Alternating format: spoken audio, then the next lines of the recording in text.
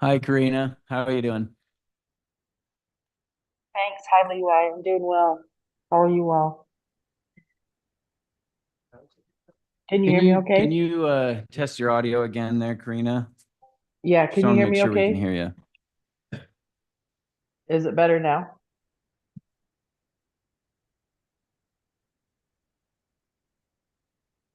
Can you hear me now? Uh, Hmm. Hello? you're pretty quiet. Let's see. Here. All the mics I'll are take plugged. off my ear. Now, can you hear me? I can hear her now, Yeah, I can hear you better now. but you're still, I it's don't. still It's soft. still pretty quiet. Let me see if I can. Oh, you know what? The volume's down quite a ways. That's why. You want to try again, Karina? Okay, testing, testing. This is Karina Yeah, that's Brown. that's a lot better. Yep. Thank Okay. you. Okay, I just had my volume down. okay, thank you. I was at Nibley Elementary and they were testing the mic system, the custodian. He goes, this is a test of the emergency broadcast system. And he read it word for word. And I thought, are you kidding me? So we I hold it out for Tyler.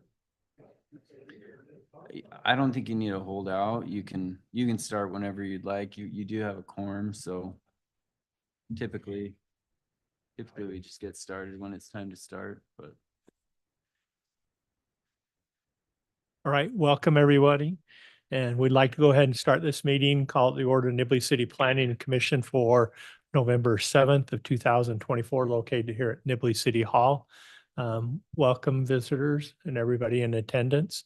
We'll do roll call at this time. I'm Claire Shank. Brett Swenson. Nick Kenska, Royer Bow. Karina Brown. And I believe Tyler's not here, but he's on his way. And so we also recognize Levi Roberts here, the city planner, and also Taylor Kilpack as the assistant city recorder.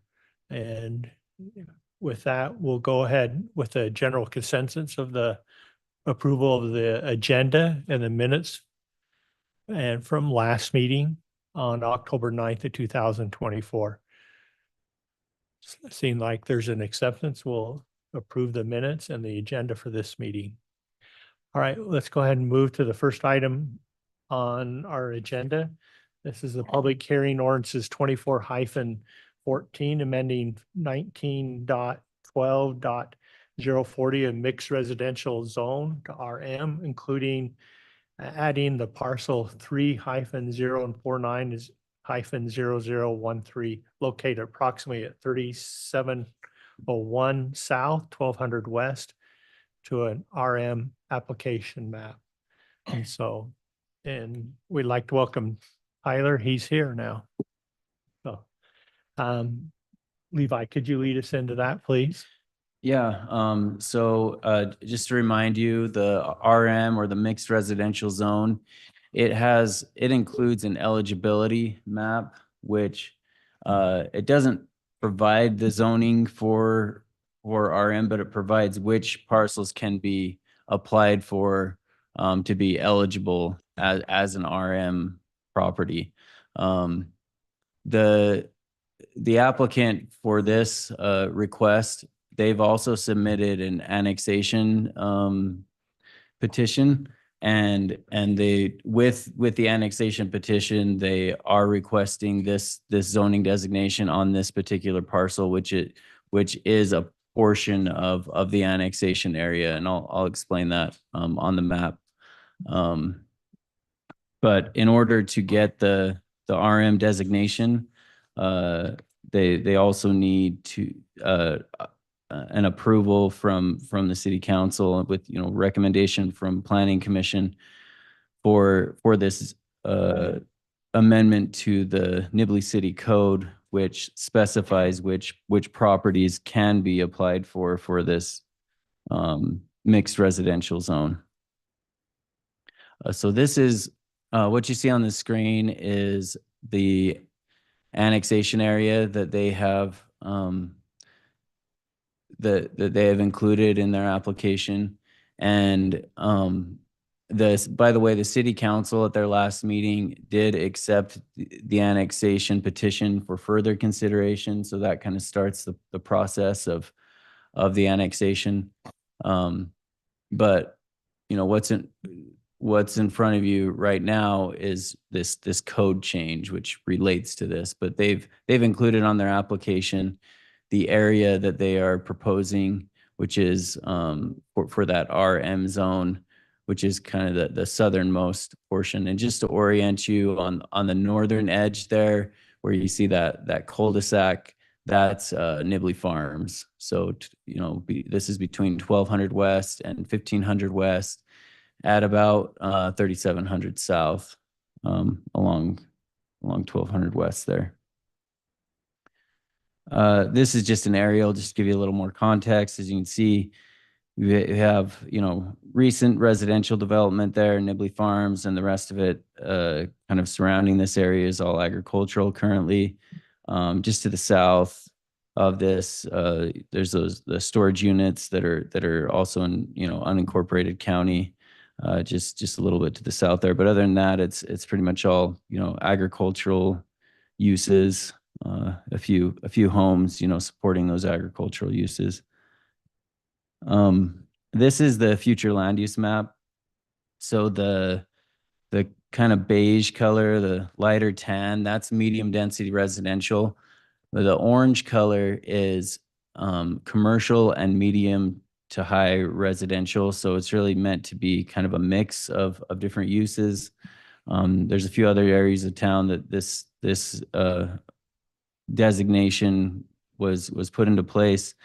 To the south of here is a planned industrial corridor, which kind of centers around 4400 South. It goes kind of between 4000 and 4400 South. And so, you know, I wasn't with the city when this designation was put into place, but it's kind of, it has been explained to me as kind of a transition area between the, you know, more single family area to the north and then the industrial area to the south. It's kind of how in the current Nibley City general plan this has been explained or planned for, that is. Some other things to consider with this application, looking at some applicable goals in the general plan. I'll just read some of these. So land use goal 1 is to encourage development that respects and preserves the character of the city and provides a mix of commercial, residential housing and some light industrial uses, carefully planned for growth within the city, ensuring that development occurs in suitable locations and can be efficiently served over the long term. Land use goal 2 is guide land use and growth decisions through application of the general plan, the future land use map, and relevant goals, principles, and projects. Residential development and housing goal 1 is to ensure that new residential development is compatible with existing development and protects Nibley's rural character and natural resources. And then strategy 4, this is in the moderate income housing plan, which is part of the general plan. It's is to rezone for densities necessary to facilitate the production of moderate income housing. And there's a specific benchmark to consider additional areas in which the RM zone could apply.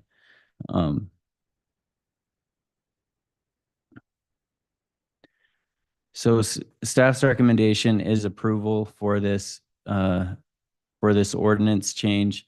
You know, really just with the findings that it is in support of the general plan, of the future land use map. The RM zone is consistent with the medium to high density residential designation within the general plan, and so that, you know, that's really the main basis for this recommendation.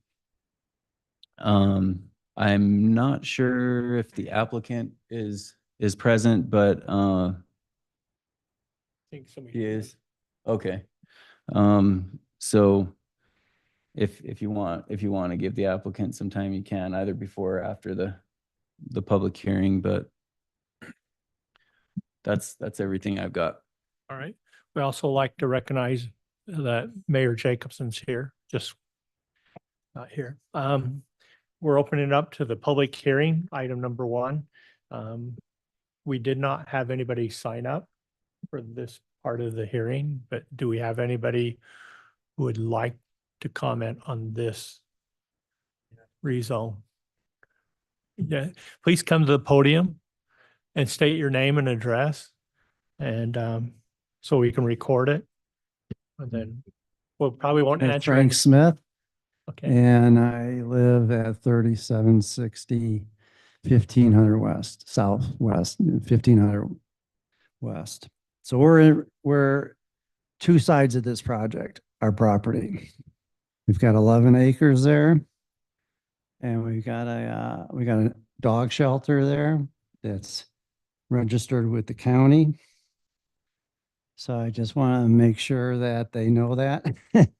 That dogs do bark, I guess, but, and that, we'll always probably get a complaint probably, but I want to be on the record. And I'm not sure if you can do disclosures if, Karshner or whatever can put in their contract that there is or bring it up when they, sell homes or whatever they do. It'd be nice to do that. okay. One thing, so the dog shelter. And then I'm worried about our well with construction, how sometimes it's pounding and could have an impact on our well. We've been out there for over 25 years. We bought the property over 25 years ago. So we've had it for a while. And then, see, I may have a note. Let me see what else I wanted to.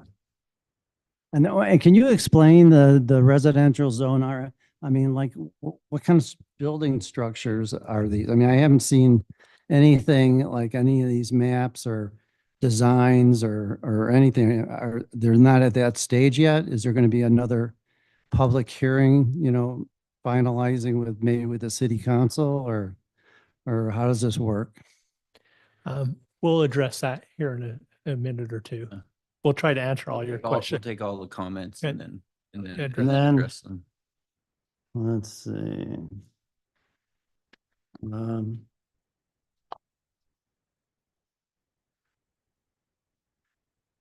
And then I guess, we can talk about when they construct and dust control and all that stuff. And also we would appreciate that they put a fence around our property for trespassers and safety and for us Okay. impacts. Are you across the street from where this is happening? Yeah, if you had your map up, I could, right, 3760 South 1500 West. Oh, sorry. Okay, 37. we're right there. Okay, Okay. Yeah, not 12. 1500 West, so, I'm with you now. yeah.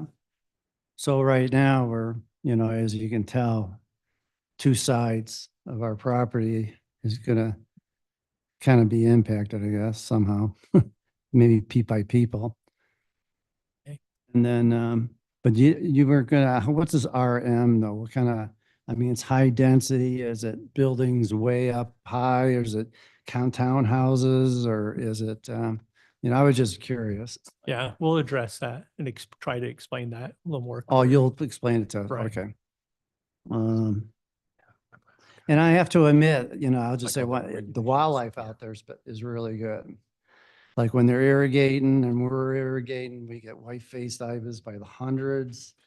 We get Franklin gulls, we get sandhill cranes all over the place. But for wildlife purposes, this whole area, development's going to impact the wildlife there too. And then eventually the gap here, like, all right. So what's going to happen probably? Build this, and then there's this corridor here, the utilities come here and they'll keep going. Maybe for another 50, 60 days. Okay. Somebody. But anyway, I guess, does anyone else have anything else to say or? All right, thank you. Thank you, yeah. Is there anybody else who'd like to make a comment?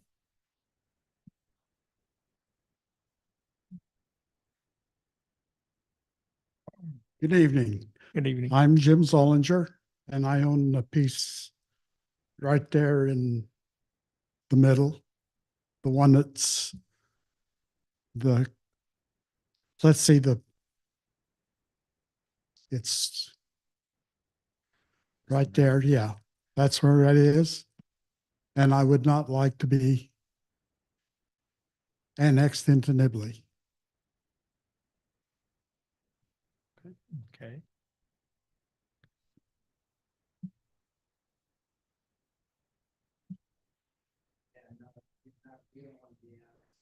And that's not the request today. Yeah, you guys, you can't be forced to annex in.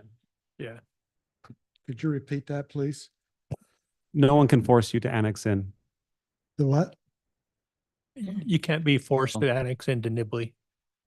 Can I- You'd stay into you'd stay part of Cache unless you chose to come into Nibley. well, I'm sorry. I mean, mostly. not exactly, but he isn't, you are not included in this application.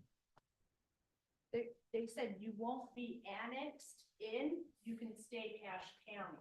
Right, you're not included in this application. Your property, right, because you're within 300 feet of the project, that's why. Yeah.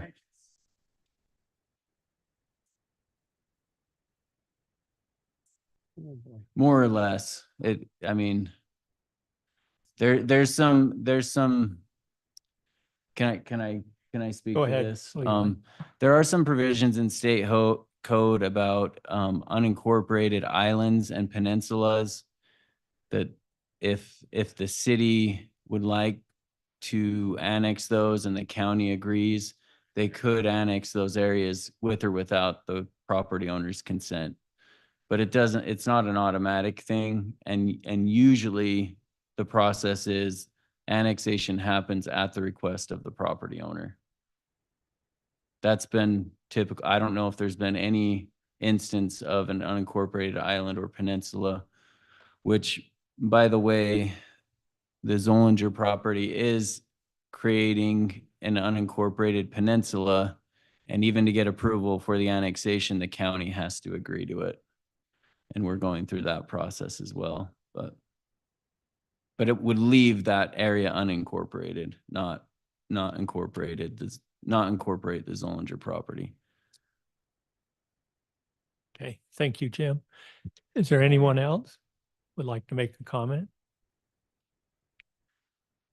Okay, Do you want me to speak to the, do you want the oh, sorry. go ahead, developer go to, ahead, would like go to ahead. say I don't know anything? if you want to close the public hearing first. He's or- okay. Okay. Okay, we'll go ahead and close the public hearing and move the item number 2, discussing this consideration. Did you need to? Yeah, I should have explained a little more in the presentation on the RM zone. So it's mixed residential and it is development up to 10 units per net developable acre. So it does allow multifamily housing up to that density. It can get higher density if it's with transfer of development rights, for example. But the base density is 10 units per net developable acre, which, that's just to kind of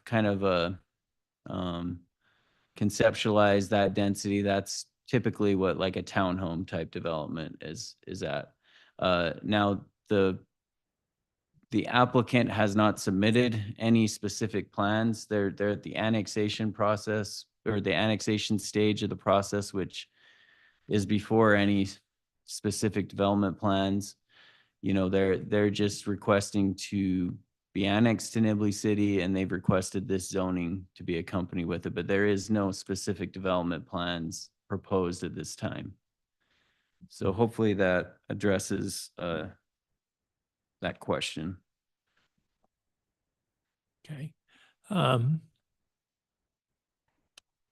we go to the next one, can I ask what's the difference between public hearing and then the discussion and consideration? The public hearing is the part where you got to voice your opinions and questions. The discussion part is where us as the commissioners will discuss And I tried to answer those questions which we heard during the public hearing. So- And consider and also consider the item, whether whether whether to to- accept it or reject it or deny it.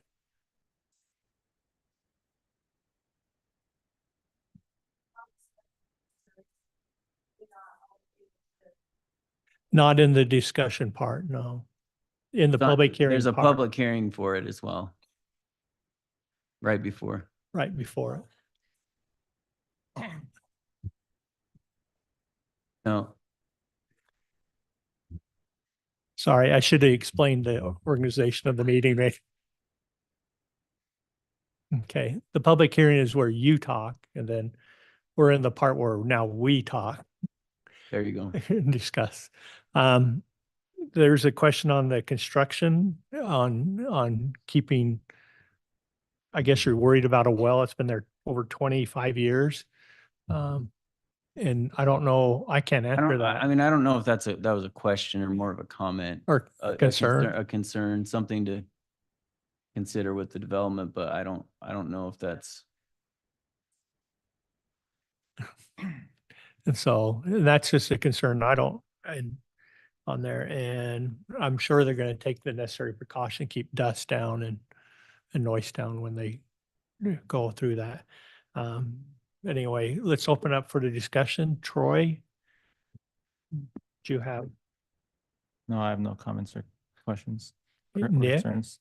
Yeah, I mean, I just want to clarify the order with which, just to clarify the process, right? So this is simply, I know what we're doing, but just so everyone understands in the room, essentially, so we have to identify parcels that are allowed for this zone. This doesn't even this precludes anything about an annexation or anything, correct? We are just here to discuss amending this parcel as a potential for this zone, not knowing quite yet any clarity as to what the execution inevitably will be. And is this even contingent upon the annexation being successful, or? So yeah, I mean, the idea is it is connected to the annexation and the zone request in that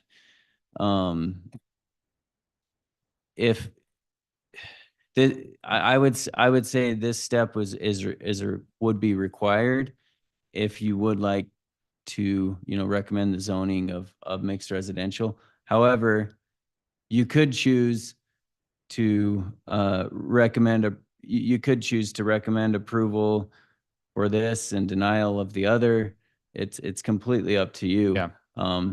But in order to accept the zoning of RM, it's necessary to be consistent with our ordinance to change this code. And so that's where, when they came in with the zone or the annexation request, we kicked it back and said, well, we as staff kicked it back and said, well, we do have this restriction within our code. And so then they submitted an application to change the code. And we're just considering those at the same meeting here. But yeah, this particular item is what you first Yeah. said. Help me understand something. What I know RM typically sort of is on the higher density relative to other zones in Nibley. And is that the sole reason why we explicitly identify just this at the parcel level instead of just any other rezone application? Is that the only reason why we do this step first in terms of changing something to say these parcels are allowed instead of just saying an applicant just saying they want to rezone to this? Does that make sense, that question? Yeah. It's commercial too, isn't it? It does allow commercial uses Okay. as well. Yeah, it does, actually. That's why the provision's there. Yeah, I mean, I question whether it's necessary, but it's in the code. It was originally set up just for one parcel that was contemplating between, annexing between Nibley and Logan. Yeah. And I think at the time, the city wanted to be careful, and they put in that provision that you can only apply in these specific areas. It was patterned after the RPUD ordinance, the residential plan unit development ordinance. It also has specific areas that you can apply for. So with that limitation, it's just kind of an extra step at the end of the day, it's an extra step in the process. Gotcha. But whether it's needed or not, I think that could be a discussion for another day. At this point in time, what's in front of you is whether to add this, to add it to the map. I think I'm good for now. We'll Okay. see. Tyler? I'm going to defer my comments to Brett first. I usually find myself talking too much, and I'll catch up afterwards. Okay. Brett? We have utilities already there. No, I mean, they would have to extend utilities. There's utilities to the edge of Nibley Farms, Yeah, but yeah, they would have to extend them south. okay. That's the only question I had. Okay. Karina?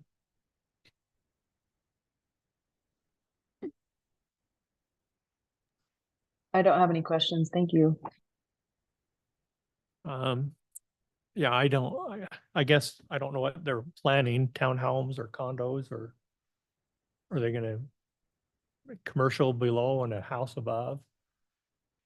But I guess that depends on the market too, doesn't it? So other than that, I don't have any questions. How big's that piece of property there? Like 18 acres. Great question. ET. Yeah. And utilities is just, what, a block away, half a mile? Approximately, you'd have to extend it. Right, right. And this is all part of, this whole area is part of the annexation as well. It's just, and that's the next item on the agenda, that they're proposing a different zoning designation for this area.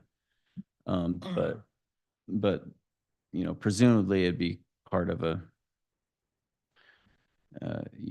you know, you could build up from one development onto the next, one parcel onto the next, kind of go north to south. They're the only questions I have. And so, Tyler? Okay. Levi, will you pull up the RM zoning real quick so we can see the map of the designated areas? Yep.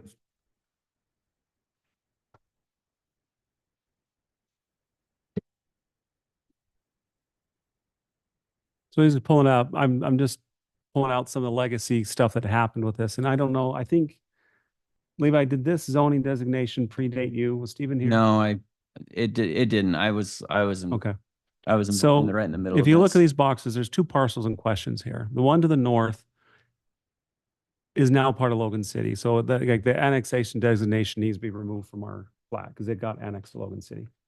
The second was the Albertsons property, and the very specific reason we did that is across the street from that, as you guys know, is the Strata Apartments, which fall in Logan City. This is actually the Wesley Nelson Farms. Sorry, Wesley Nelson Farms. Sorry, Yeah. okay, Wesley Nelson So- Farms. But the other orange box is no longer part of Nibley City. The sole purpose and intent of the passage of this code, which was essentially word for word copied from Logan City, is both of those parcels are adjacent to some of our premier parks, our largest parks. And so we streamlined and pushed this ordinance through to try to convince the developer to annex into Nibley, because if we're going to be servicing the residents of those apartment complexes and developments in our schools and our parks, we might as well get the offset of the impact fees, infrastructure fees, and such. And so there really wasn't a ton of discussion on this. We didn't really modify, edit, or change anything. We passed a code that mimicked what those developers would get in the other city. So it's completely different aspect than what we had in the RPUD subdivision. Sorry, can I chime in a little bit? Because I did write the ordinance, and it's almost exactly patterned after the RPUD. The difference is the zoning is the I guess the process, because it's not a legislative, But the RPUD doesn't allow 20 units to the acre. right? That's a big difference. And the This is RPUD 10 requires, and this was lowered to 10 units correct. per acre. But it can be so- 20 with transfer Yeah, with development, right? TDR, it could be 20. Correct. So yeah, the big difference is there's two big differences. There's the zoning, or sorry, the density threshold and the process. So, because it's an administrative approval once the zoning is approved. Correct. So, But other than that, all the standards of open space and But and Levi, amenities and- why was it approved originally? Why did we accept an apartment zoning in Nibley? it did have to do with exactly what you just said. Yes. So the only reason I just wanted to clarify that And it was not copied from their code. It was copied from our own code, just with some tweaks. with an expansion of density Yeah. and setbacks and yeah. So, but the sole purpose of creating the RM zoning was to try to get the developers to develop in Nibley. So we had the fees to offset the impact that frankly our community is already bearing from those developments. Now, the second development to north is not complete yet, but Strata's there. And that's great. That's fine, but if we're going to be impacted, we deserve to be in control of development. So there was never an intent in any of the prior meetings with the city members and the passes this code to say, we're going to expand this to other areas in Nibley. And the other concern I have with this is if you look at the GIS on this, there's only 2 residents that were notified of this annexation plan and RM designation, and they're both county residents because there's not a single member, there's not a single citizen of Nibley that lies within 300 feet of the proposed annexation development. I'm not sure I if just that's drew it up on the GIS. It's 663 feet to the nearest subdivision. for this particular parcel. Correct. But But the But original the zone- notice was sent out for everyone within 300 feet of the whole annexation. correct. And there's area. not a single Nibley city residence within 300 feet of this parcel. Of this parcel, but there is of the annexation area, and that's what the notice was based upon because the next item on the agenda was includes the whole area. Right, right. So it does go 300 feet from that border of Nibley Farms. And so we're dealing with 2 different things here. Sure, annex into Nibley City, that's fine. But modify our RM zoning to expand the scope of what was never told to the citizens that we were going to do, I don't think is accurate. That's all within the notice. The RM designation, not just the annexation, the RM designation and this and changing the code. Yeah, it was mailed to everyone within 300 feet. Yes. So who lives within 300 feet? Because I can guarantee That- if someone knew there was a chance of 20 units the acre being built, there'd be more people here tonight. I mean, I think it's a portion of Nibley Farms and some other some other parcel owners in that vicinity. I think there were 60, so I guess that's between the two. This is There was 03049 notices. 0013.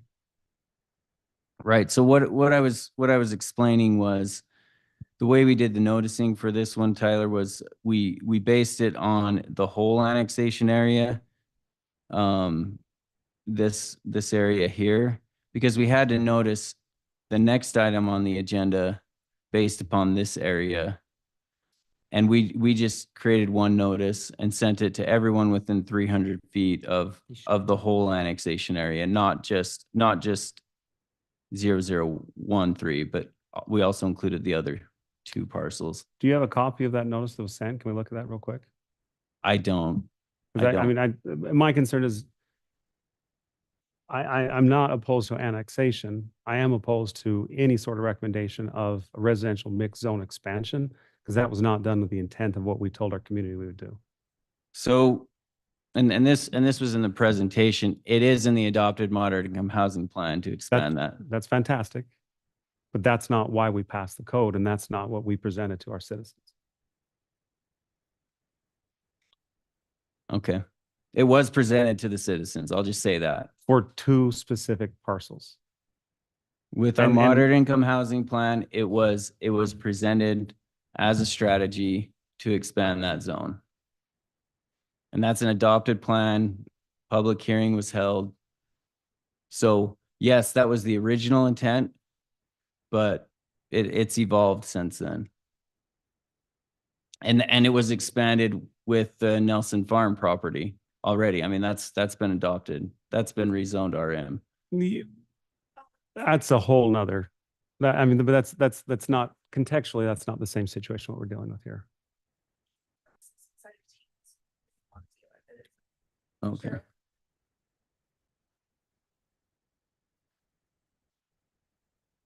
Anyway, sorry, I just wanted to clarify those things, but I mean, entirely obviously up to the Fair enough. commission, what the decision. I'm just trying to get to access my Teams file so I can look that real quick.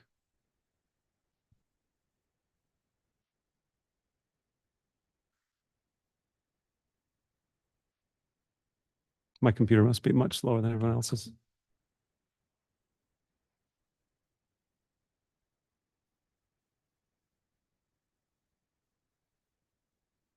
Okay, yeah, so this was set to everyone on the full annexation, not to specifically parcel ending 013.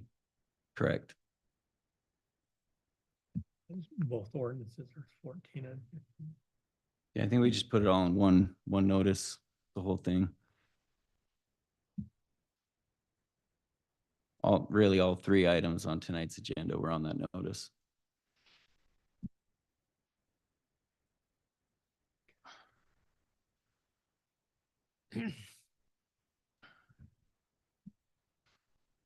Well, I mean, I was here when it was passed. I was here during the public units. I know what we represented to our community.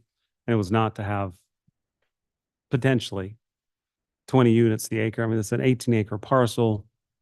Call it 15 acres net. I mean, you're what, 300 units on this road? That wasn't what we presented to our community. So I mean, other commissioners, I can be okay with annexation, but I don't think this was the intent of why that zone was ever passed, regardless of what's in our moderate income housing plan.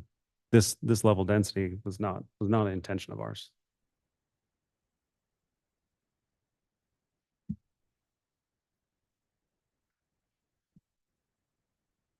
Any other discussions? So let's expand on that. So in order to get there, we'd have to get TDR. And let's say the applicant wants to pursue that angle. We don't necessarily have to accept that at all, correct? No, I think if No, you get TDR is TDR, administrative. it's administrative, Yeah, it's done. it The is. receiving zone? Everything was receiving. You know what? I don't think it is. I can double check, but let me check because that's a good point. I don't even think TDR is an option on Oh, this that's one. right. We have a certain zone. So But I TDR thought has to be. we took it out of the residential neighborhoods and put it in This the open county space. would be in the county. I don't think it's a receiving or a sending zone, but I'll double check here. Sorry.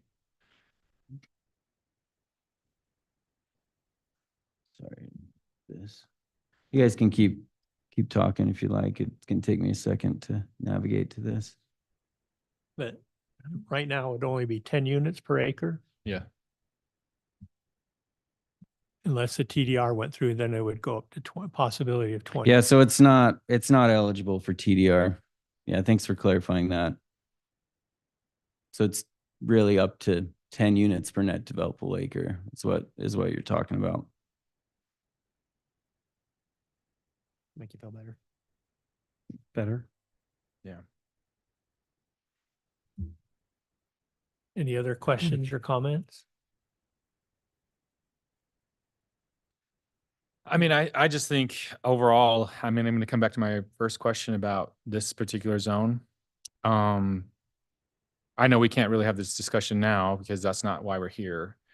But if this situation keeps coming up again, I feel like we need to do something about either just adopting this as though it's just another zone, or because I don't know why it makes sense that we just go parcel to parcel. If it's a zone and we're allowing it, shouldn't it just be a zone for people just to apply, and then we can discuss its merit long term? So we're not in, you know what I mean? Mm-hmm. Yeah. So the storage sheds, how close are they to the south of this property? Is spot zoning- I know they're in the county. And that's a commercial type business. Yeah, just a second. Sorry. Let me navigate around. We would take that zone and say now permitted just on this parcel.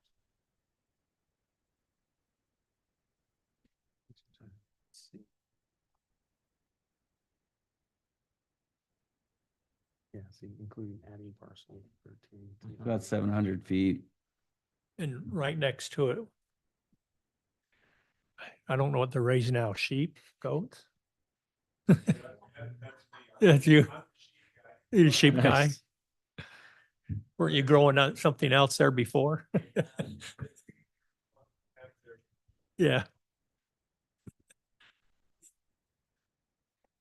Okay.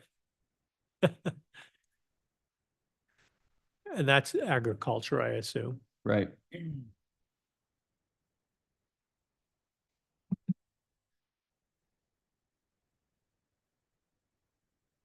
Huh. Yeah, I'm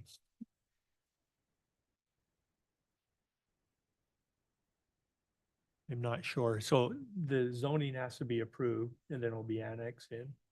Annexation hasn't happened yet, So right? typically the zone assignment comes with the annexation. So they've requested a zone. And And then city council concerning the annex. yeah, I mean, the city council will make the final decision on the annexation and the final zoning designation. If they want to change it, they can give them a different zone. Okay. And you guys request different zone. I mean, that's the next item on the agenda, but if what I would recommend is if you don't want to go with what they've recommended, I would recommend something else. Don't just, I wouldn't just recommend denial, because it's really the planning commission's it's the planning commission's role to recommend the zoning. It's the city council's role whether to accept or deny the annexation. So it would be, so the planning commission should recommend some zoning to the property, whether it's RM or something else. Okay, so whatever we recommend will have a ripple effect on what other property owners around will decide to do or not do. But honestly, our role is not necessarily to be concerned with what future property owners may or may not do. It's just the proposal in front of us. Agreed. So I'm still trying to understand this. So what we're discussing consideration, recommendation for ordinance 214, amending the mixed residential use RM to put it on the parcel of 0013, and then the public hearing is a zone designation. So we're recommending approval, and then the next discussion is going to be to discuss the designation of the parcels. Yeah, this parcel and the other two as in the annexation. They've only requested the one parcel to be RM. The other two that they're, and we're kind of jumping ahead, but they're related. The other two, they've requested a different zoning designation. So this step is necessary to consider. Do you even want to entertain the possibility of RM? And then the next step is, do you recommend an RM designation on that property or something else? Does that make sense? Okay, so the discussion at hand right now is it's not the annexation, is do we recommend the expansion of the RM zone to parcel 13? To this area. To be considered for that area, to be an eligible property within the RM zone. So you could allow it as an eligible property and then say, nah, we don't want to recommend that zoning. That's a possibility, True. right? Yeah. At the end of the day, they don't get that zoning unless Council. it's not if the code's changed, it's if the zone is changed, but the code allows for that zone change because of that restriction within the code. So I'm not, honestly, you just barely said we shouldn't. How do we proceed here? Because if the optimal thing is to not recommend a denial, but then we pick up the public hearing, So we can say we do recommend annexation and zone designation of 10 and 11 as R2A and parcel 13 as some other alternative. right, if you want to propose that, you could recommend denial of this item. But we need to pick it up on the second. But the discussion. second item, you should you should recommend some kind of zoning designation. Okay. So that's, sorry, it's I'd a like little to make bit. a motion. Okay, go ahead. Like to make a motion to deny the amending of ordinance 19-1204 mixed residential RM to include parcel 03-049-0013. And recommendation for a different zone, right? No, pick no, that up on the that's the next item. So Oh. this one's just, Okay, no wonder I'm confused. Okay, we have a motion by Tyler to deny the zoning to RM No, to on this parcel not to 24 deny, hyphen, to deny the RM. deny zone. the request Deny for the the, for request, the yeah. ordinance change. yeah. Do we have a second or any other continued discussions?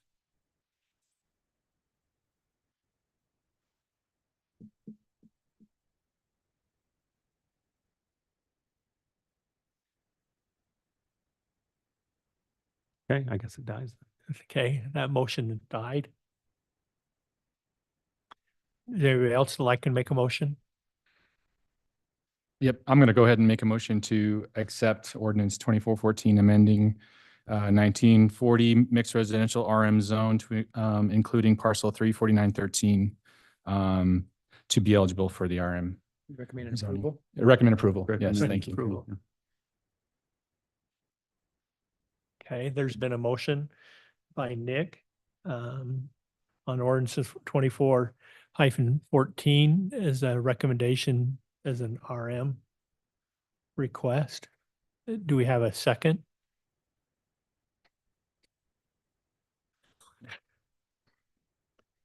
I'll second it.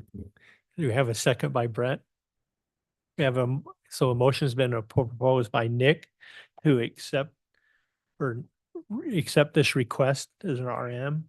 And we have a second by Brett. Any other discussions?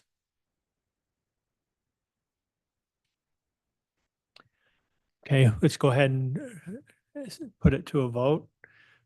Troy, you're an alternate, so you will not be able to vote.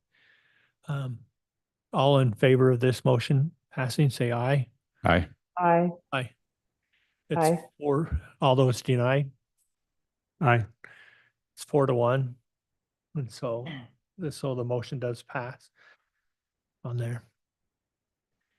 Okay, moving on to item number 3, public hearing zone designation for parcel 03-049-0010 and also 03-049-0011, located approximately at 3600 South, 1500 West to the residential R2A and also 0-049-013 located approximately at 3701 South, 1200 West to residential zone RX2 in junction with the proposed annexation. Levi, do you want to lead us into this discussion, please? Yeah, and I've started to explain this already, but there has been this annexation petition, these 3 parcels. And the planning commission's role is to recommend the zoning for these 3 parcels to the city council. The applicant has requested zoning as of RM for the parcel that was already discussed on the last item, 0013 on the southern portion of this area. And then these 2 parcels to the north as R2A. This is again that annexation area. So maybe I'll just get my cursor out here so you can see. So this parcel is what is requested as RM, and these 2 parcels to the north would be R2A. And just as we already discussed RM and its kind of maximum densities and so forth. The R2A zone, it is for the base zone, the minimum lot size is 12,000 square feet with an average lot size of 14,000 square feet. So think, quarter to third acre lots. But it, with recent passage of the some changes to the open space open space subdivision ordinance. It does allow for smaller lot sizes with dedication of open space. So it's as small as like 5,000 to 6,000 square foot lots within our R2A designation, if they dedicate a certain amount of open space and get approval for an open space subdivision. So that's kind of the parameters of that zone for the R2A. I think we've discussed the RM enough and with the last item. So I won't go over that too much more. This is the future land use map. And again, that beige color, that's the medium density residential, which the R2A does fit within that designation. And then the RM is within that medium to high density and commercial designation, which really, the RM also fits within that zone. So I felt, staff feels that the applicant has, consulted our future land use map in their application and in that consideration. And those other, in the last item, I also went over some goals of the general plan. Those same considerations, they do apply here. I didn't want to belabor the same information on two items in a row. But really, it's staff's determination that these zone designations are supportive of the city's general plan. And staff is recommending approval of these zone designations as requested by the applicant, but with this condition that, again, going back to the last item, that the parcel is added to the eligibility map for the RM zone. So that, again, would be a final decision of council, but just procedurally that would need to be done first or in conjunction with that. Okay. Is open space required for R2A? No, it's not required. It's the base zone. If you were to develop, for example, on average 14,000 square foot lots with a minimum lot size of 12,000 square feet, open space isn't required. But if as an option, with an open space subdivision, depending on how much open space you dedicate, you could get smaller lot sizes and a higher density, up to, I believe, 40% additional units compared to the base zone. Right. Thank you, Levi. We'll go ahead and open the public hearing this time. We do have a few people signed up. Jim, would you like to make a comment on this part of it, or are you good? Jim Zollinger?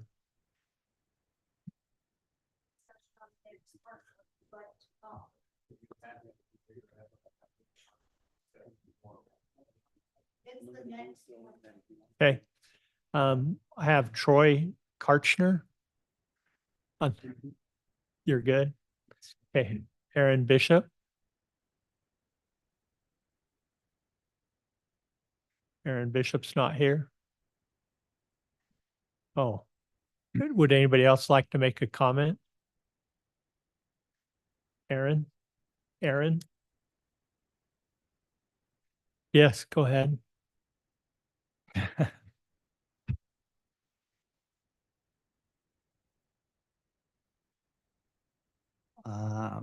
What's the, you estimate the population's going to be in that area with this high density and single family? And I mean, talking 1,000, 2,000 maybe, or you have any, when you're talking about these units, and, I don't have a calculator with me, but if you, what, or whatever it is, and you're talking, let's say 20 acres, for the high density, how many people you think might be in that particular area? Okay. And We'll answer that when we get a okay, chance. and then Ballpark. so when does the final for annexation approval and everything will occur? Next year or before Christmas or I mean, is it the public can come back out and listen to everybody? Okay. We'll answer that here in a Okay. minute. All right, thanks. Thank you.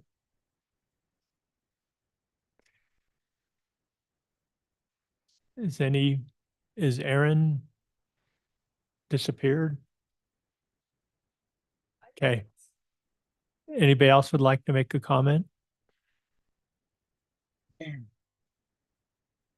Okay. Seeing there's none, we'll close the public hearing this time and we'll move on to item number 4. Discussion consideration of the zone designation of parcel 10 and also 11 to an R2A and also 13 at the RM zone to be located approximately 3,600 south and 1,500 west in conjunction with the proposal annexation. We'll open it up for discussions. Troy, do you have? Sorry, Oh, do you let want me- me to address the Yeah, we better questions answer real the quick? questions first. So the first was, what the expected population would be. Just a really, really quick estimate. They could develop something like 150 units on if this, if this is approved as proposed. 150 units on that southern property in the RM zone and maybe up to 100. Again, this is just a really quick estimate. I'm sure maybe the applicant's done a better estimation. So let's assume, up to 250 units. Household sizes at something like 3.5. So I don't know, 800 people Well, potentially. About 300 homes is what you said? Probably more like 250 250 homes times up. Sorry. on there, I don't say anymore. times up on Levi. And this has got to go to city council at the end of this month? Or, Yeah, so sorry, that next question. Yeah, when is this going to occur? There's a noticing period that's going on right now of affected entities, and then it would go on a city council agenda after that. I want to say it's 45 days after the city council accepted the annexation petition for further consideration. I would anticipate the earliest being January that this all gets finalized, but that's somewhere in that time frame. We don't have an exact schedule right now. okay. When Hopefully, when it could be finalized. So, yeah. hopefully that answers that question. Troy, do you have any? No, I'm good. Nick, I don't think so on this one, no. Tyler? Or to Brett first.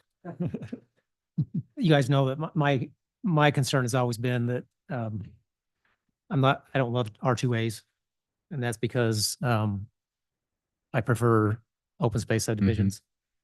And that's why I would be supportive of this if it was R2. So they would be incentivized to do an open space subdivision. Open space is allowed in 2A now. It is, but it's not guaranteed. So it did change though, Brett, because before there was no incentive to do an open space subdivision, but now because it allows for smaller lot sizes below the R2A threshold, I think it could be argued that there is an incentive for open space subdivision. Right, because before, it was basically 6s. You'd still achieve the same density, and we changed that not long ago. Yeah, and because the same logic kind of would apply to R2, right? It's like, unless there's an incentive, we're just going to stick with the half acre, but since we get that incentive with the higher density.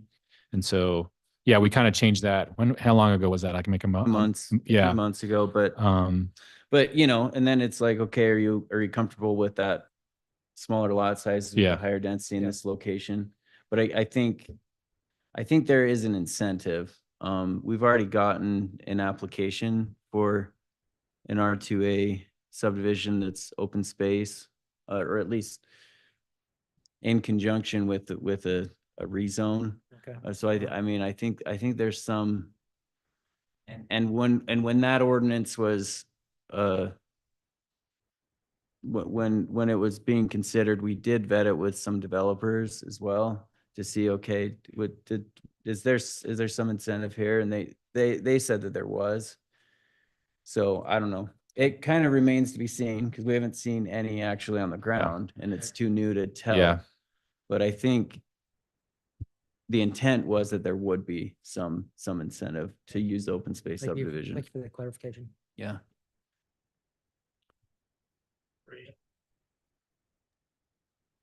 I don't have any questions. Thank you. Okay. On the R2A, the incentive, is there a percentage of open space? And how small is the lot then? Yeah, sorry. I mean, I don't know how much in the weeds you want to get in this, but I feel like I might as well just pull up the code. Just so you can kind of see the range real quick. So if you look at this this chart here and you go down to the R2A, you have the average lot size and then the minimum lot size. So depending on how much open space is dedicated, so if it's 40% of the net developable area, so I mean that's a big chunk of open space. You could get as small as an average of 5,800 square foot lots, with a minimum lot size of 5,000 square feet. So, you know, that's about the lot sizes, a lot of the lots you see in Bridgeline Park over here for the single family portion, just so you can kind of conceptualize the size there. But that's with the dedication of open space. Without, again, it goes to those 12 to 14,000 square foot lots. Which is, you know, what a lot of the developed part of Nibley, kind of developed in the 2000s, a lot of that's developed under that zoning designation. quarter acre. What's the maximum you can get in open space on the R2A? Is it just how many you can fit in there? It's 40 it's up to 40% above what you would have gotten without it. in R2A without it, we're how many units the acre? We're Maybe 3. It's like so 3. 0.27, 0.288 quarter. Yeah. Basically a quarter. So 3 to 4. Yeah, Right in about, between. it's about 3. So you're going from 3 to 4, 4.5.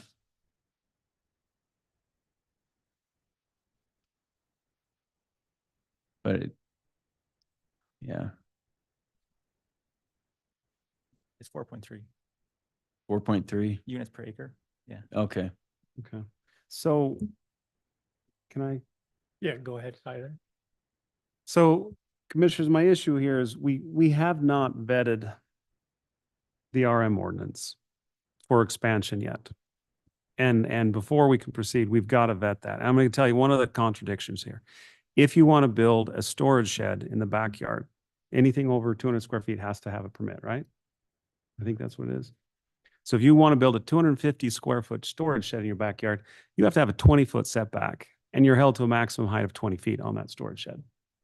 But what we're proposing here is to have a 50-foot building set 10 feet from the property line. If you're going to build a commercial building, the closer you are to residential dwellings, you have a lower height. Or I can't remember the exact ratio. It's if you want 40 feet, you got to be 20 feet. It was graduated. So the further you got from the adjacent property lines, the higher your building can be. And again, you can build a 50-foot apartment building 10 feet from the property line in this zoning designation. And this was not vetted because it was meant for 2 particular parcels. Now we have a great open space subdivision. I am totally in favor of recommending all of this acreage as an R2A and let the developer sit on it until we can fully vet the code. We have the RPUD subdivision, which I feel is a great subdivision. That's the Ridgeline Park, essentially. That's what's going on across the street right here. I can't remember all the names. That's already been vetted. We've already worked through a lot with mixed housing of townhomes and single family units. Like we've run the gamut on that. I'm in favor of expanding the RPUD. Now, one of the restrictions of the RPUD is you must have a 40-acre parcel or larger. Well, the proponent right now, they're proposing 47 acres. So we could recommend an RPUD overlay, still get them similar to the amount of acreage we have, but use an ordinance that we have already vetted, built out, tweaked, and designed over time to know that it's going to meet the form and function of what we want. Like, I'm telling you, when the original commissioners recommended this for approval, and I think when the city council approved it, no one anticipating having a 50-foot apartment building next to a single family home. But that's what the code will allow them to do With the RM. with the RM. So it's a problem. I'm not familiar with the new people on the commission, how familiar you are with the RPUD. I think what Visionary Homes did over here with Ridgeline Park, it's a beautiful subdivision. I like it. What J. Thomas Homes is great. We got additional park space. We're getting a splash pad. We're getting contiguous acreage to have 40, 48 acres. I can't remember the total acreage. It's great. The Firefly, the design component's not quite as good. But the other thing it does is the RM subdivision is administrative. If we say yes, it's done. We get what we get. The RPUD is, what's the word? Legislative. Legislative. So we can have input in what these guys are going to develop. And so I don't know if anyone has questions of RPUD and why my opinion is maybe we switch this and recommend an RPUD for all 47 acres, because we'll get control and say of what's going to happen. But it is just wrong to expand a code that we truly have not vetted and fully looked through. I mean, an accessory, like we passed the the auxiliary dwelling unit ordinance, and we had a lot of going back and forth on that. And we finally decided that you can have a 1-story ADU within 10 feet of your property line. Okay, like think about how much time and how many meetings we had going through that ADU, yet we're talking about a potential 20 unit the acre, 50-foot buildings. Like we have not vetted that code. It's just wrong if we proceed without really slicing and dicing that. It was not an issue and we didn't have to vet it because the border property of the 2 parcels that were designated, one is an open park. There'll never be single family homes there. And the other was county and Logan City property. So it didn't matter what our setbacks were. It didn't matter what the connectivity was because it simply didn't matter. Our master transportation plan right now, we have designated a collector street on 1900 West and 12th West. We have no designated streets going through this parcel. So we're going to put potentially 130 units of the R2A, potentially 180 units on the RM subdivision and not have any impact of any through streets connectivity north to south. Like we'll create a density island with 1 entrance, 1 exit onto 12th West. So, and we won't be able to say anything about it because it's administrative procedure at that point.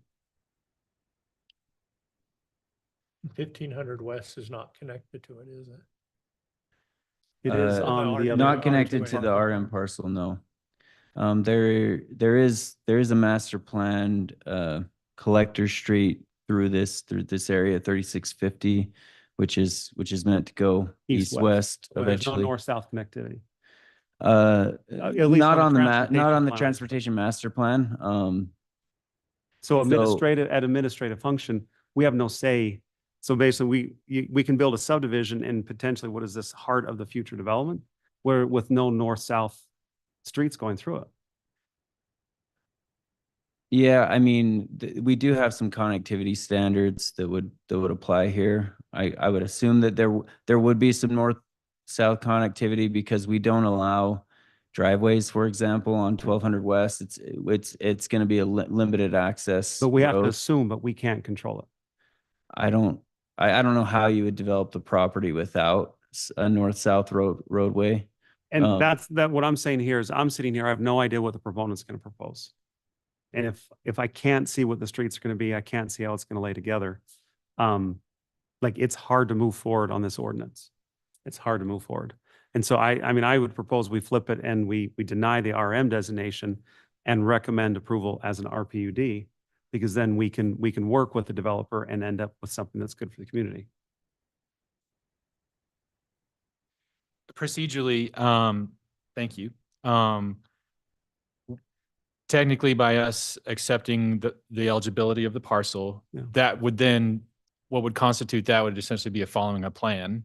Then we can judge the plan for its merit and then basically decide, do we want to actually leverage the RM zone here or not? Basically, could we actually do something like that So I think, procedurally? Because I you think- I mentioned think something to earlier do- about we're deciding whether to identify this parcel as RM, correct? But we don't actually have to allow the RM zone until the zoning designation application, I guess. Is that right? well, that's what's in front of you right now. Oh, right here. Okay, thank you. Now Thank you don't, yeah, I mean, they could apply for rezone if the city approves a different zone, they could still apply for rezone for RM. But I think to do what Tyler mentioned, the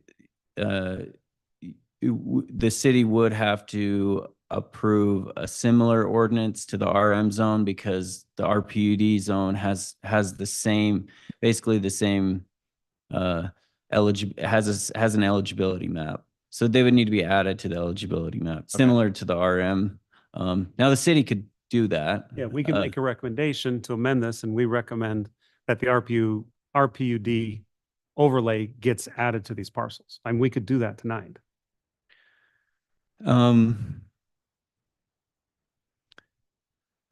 I'd have to check if procedurally if you could do that tonight, or if we'd have to put that on a future agenda, because Well- you could recommend the know, RPUD zone, and has to be it might need to come back to consider the code change. Yeah. Um, Well, if that's the case, anything other than RM approval has to be renoticed. Even if we renotice, even if we say everything can be an R2A, it still has to Well, come I, back for I think the renotice. difference there is that the RPUD requires a code change. That's But the R2 does not. right. If you did R2 or ag or anything else, it's Okay. it's the reason, it's a zoning designation. So should, So city council denied it. yeah, city Or council, already approved it on number 2. yeah. But if you want to go with the RPUD, what I would suggest to do is you could motion that, well, I guess I would recommend whatever zoning designate. RPUD is an overlay zone. Right. And so what I would recommend is to just pick, an underlying zone. With the RPUD, I guess it really doesn't matter, but an alternative zone to the RPUD, whether it's R2A or R2. So And then the RPUD, I guess that's probably a future process, so to go make a through. recommendation to approve it as an R2A with voice support of amending the overlay zone to include these parcels. Right, which I feel like, because the RPUD is a whole other process, you got to come in with a development plan. I mean, you don't just approve an RPUD zone. Well, and You I have to want to have the make whole sure, thing. I want to make sure the commissioners who aren't as familiar with the whole process of the RPUD, and as well as the citizens that are here. So an administrative function, an RM zone is code. You develop your subdivision, you engineer it to meet the code, check, check, check. You do it however you want to do it. And essentially, we're giving them a rubber stamp for whatever they want to bring to us, as long as it conforms with that code. The RPUD, they have to sit down with the city and say, we want to develop this. This is how we're going to do the streets. These are the requirements for open spaces, how we'd like to develop the parks. We'll keep the parks, we'll give the parks to you. And it becomes more of a negotiation to provide influence and feedback on the overall plan that's going to come. And the reason we required 40 acres or plus is we wanted large enough parcels to do different size and classes of housing, small units, townhomes, condominiums, put all that stuff in there to allow that diversity of housing and affordable housing to be met. Mathematically, again, we're talking, what, 310 units mathematically on 47 acres, you're going to end up with approximately the same density. What we're, in my mind, what we're debating here is it will slow the process down a couple weeks, but it's allowing the city to still influence that change in density versus approving, in my mind, an RM code, which was never fully vetted. It was not vetted through the same process we put all the other codes for. We've never actually built that code in our city. We have no experience to draw from whether we did it right or wrong. The something to keep in mind is those codes have changed since the development of Ridgeline Park, and the other ones. The main thing that has changed is it was with the TDR, the density was brought down in an RPUD zone to 5 units per net developable acre. Okay. So quite a bit. But this isn't a receiving zone anyways. Right. So that's the max. If they did RPUD, the maximum density they could get is 5 units per net developable acre currently under the current RPUD zone, which is it used to be 12, I think, when those were dedicated, and then went to 10. Now Nibley Meadows was developed at something like 5 to 6 units per net developable acre anyway. The other ones were close to 8. So anyway, just to note kind of some of those differences that have evolved. And Well, I mean, Yeah. we could, in the process, we could recommend this turns into a receiving area. That couldn't be recommended originally because it's not part of city property. So with the annexation, the acceptance of it, RPUD zone with acceptance and expansion of the TDR overlay zone. as a receiving zone, yeah. And that puts us back to the 10 units per the acre that the RM zone would get anyways, without the open space designation.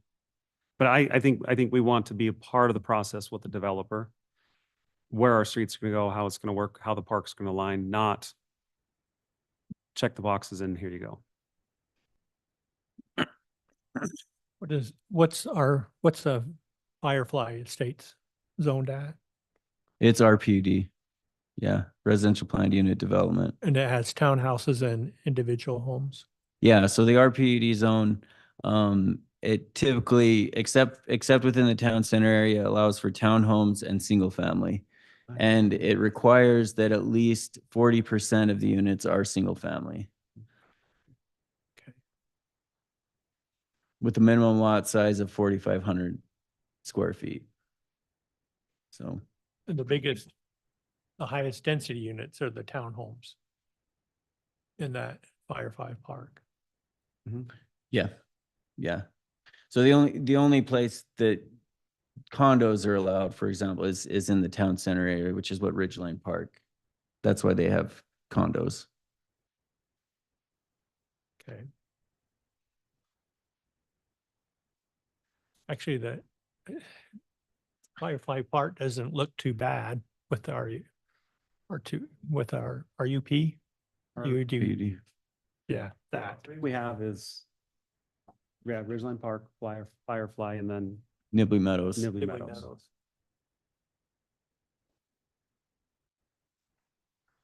And just so I'm clear for myself, the only reason why technically we can entertain now this as an RPUD is because we can consider this as a total site, right? Meaning consolidating all these together. You got to be 40 or more to Right. qualify. Right. Yeah. Now, and I don't know if the applicant could speak to this. Currently, there are 3 different property owners Right. within this annexation. I'm not entirely sure if it's all going to Kartchner. I'd heard, that wasn't necessarily the case. So that could throw a wrench in the. Yeah. You want to speak to that? I don't Yeah. know. And You you don't wanna- have, and you don't have to speak to that if that's not if that shouldn't be public. But it does relate to this RPUD discussion in the 40-acre minimum and That's fine. Yeah, we looked at that, but we don't own, we're not the only developer in this annexation. We are the majority owner of this annexation. If you want to bring up the parcels, I can show you which ones are ours. We, I guess. you write the zones and that gives you the control over what we do within the way you write the zone. And, with the densities, it really doesn't make sense to build anything but townhomes and single-family homes. It just, the way you've written it is very smart. And so it discourages a developer because to get density, you would have to have so much open space that is cost prohibitive to the owners to maintain it. And so that also keeps densities down on the pieces within those zones that you've created. So, this phase, we don't typically bring in designs because it is more just zoning, and then we bring in designs and then you provide input as we go along. But I don't have a pointer, but the piece directly next to the subdivision, yep, right there, that is Sierra Homes. Or, oh, sorry, right here, probably, yeah. And then the other two parcels are Karchner Homes. And we work with the same engineers, so we thought it would be easier just to bring it all in on one annexation. So the two parcels that border the residential will be residential. There will be a east-west road going through there and north-south roads. So. Well, so the open space requirement on a multi-tenant inside of the RM designation is 35%. It's exactly the same as the open space subdivision. Say it again. The open space requirement, PUD. yeah, on the RPUD. So on the RM designation, it's 35%. Isn't it the same on the RPUD? It's It is. 35%. It is. So the open space requirement for multi-tenant townhomes is exactly the same across all the code. Yeah, we prefer to stay with the zones that we've requested. We'll work with the city and the neighbors in whatever way they would like us to. But we prefer staying with the zones that we've requested. Okay.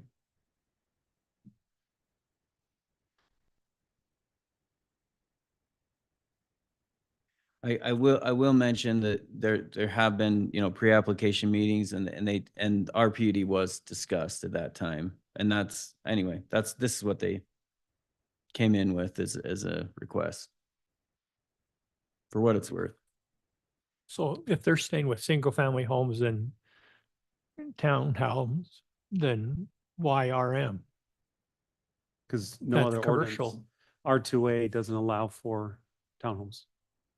Only the RM and the RPUD allows townhomes, Okay. which we need to vet the RM ordinance.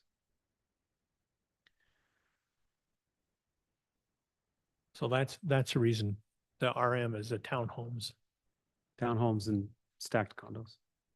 Again, I'm not against density.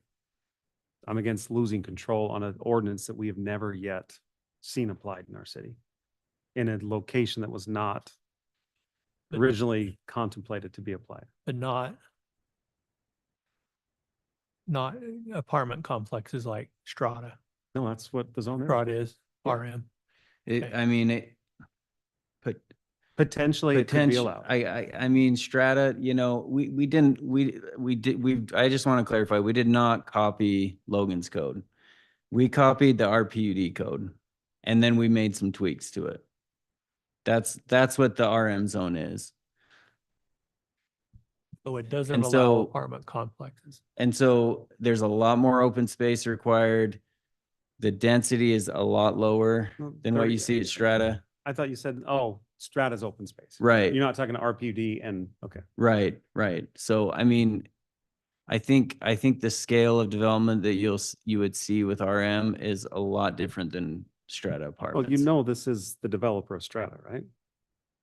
Karcher, yes.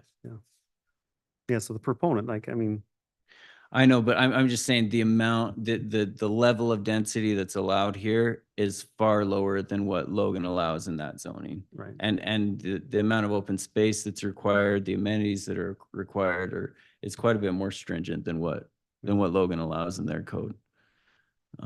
Parking, I mean, there's a lot of details in the code. And I think, like one thing to remember, when the RM zone was adopted, it was a pretty rushed process. However, there was extensive, public hearings on it, and the planning commission and the city council were presented and did discuss all the details of the RM code. And part of the reason we went with the RPUD code is for that exact reason, that it was already vetted. As Tyler mentioned, the RPUD code went through a very extensive process, and it was starting to look like, okay, this is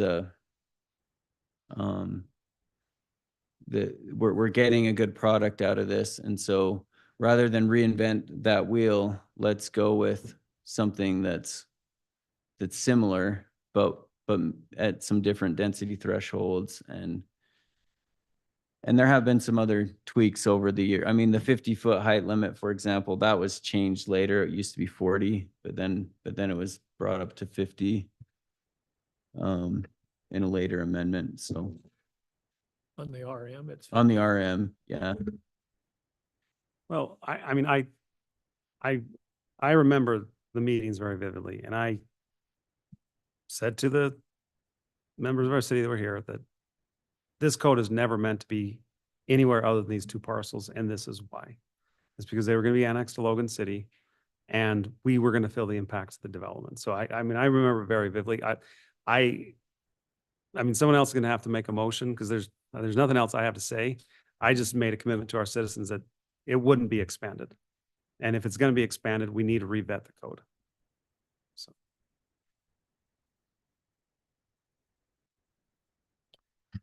Okay, thank you. Do we have a motion? Or further discussion?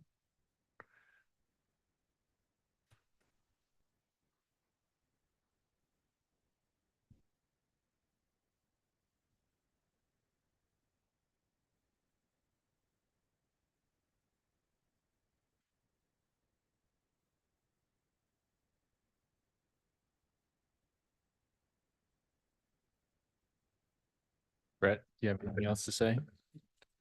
You look like you do. Well, I understand what Tyler's saying, and I agree that we didn't see this far down the road with this designation, but we're here today. And I definitely think we need to bring this ordinance or this zoning up to be vetted, as you say, 100%. And I think that ought to be soon. But today, I'll make a motion. Recommend approval for zone designation for parcels 010 and 011 to residential R2A and 013 to residential RM located approximately 3600 south, 1500 west in conjunction with the proposed annexation. Okay, there's been a motion by Brett to approve the annexation, recommend approval of the annexation. Is there a second? I'll I second. second. Oh, Karina can second. Karina's got the second then. So the motion by Brett and a second by Karina. Any other discussions on this? Yeah. What about recommending approval of zone R2A across all three parcels? And allow us to allow some time to look at the RM code before we approve a zone change. You can make an amendment to it, can't you? Because we can still keep the This is up- process moving forward. Does that mess up item 1? Item No, 2? No.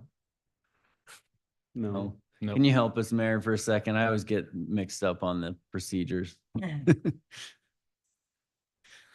Just the procedure on motioning, on substitute motion and, Make the motion to amend the motion on the floor, which you said something that could very well be an amendment, right? And then you would just discuss the amendment first.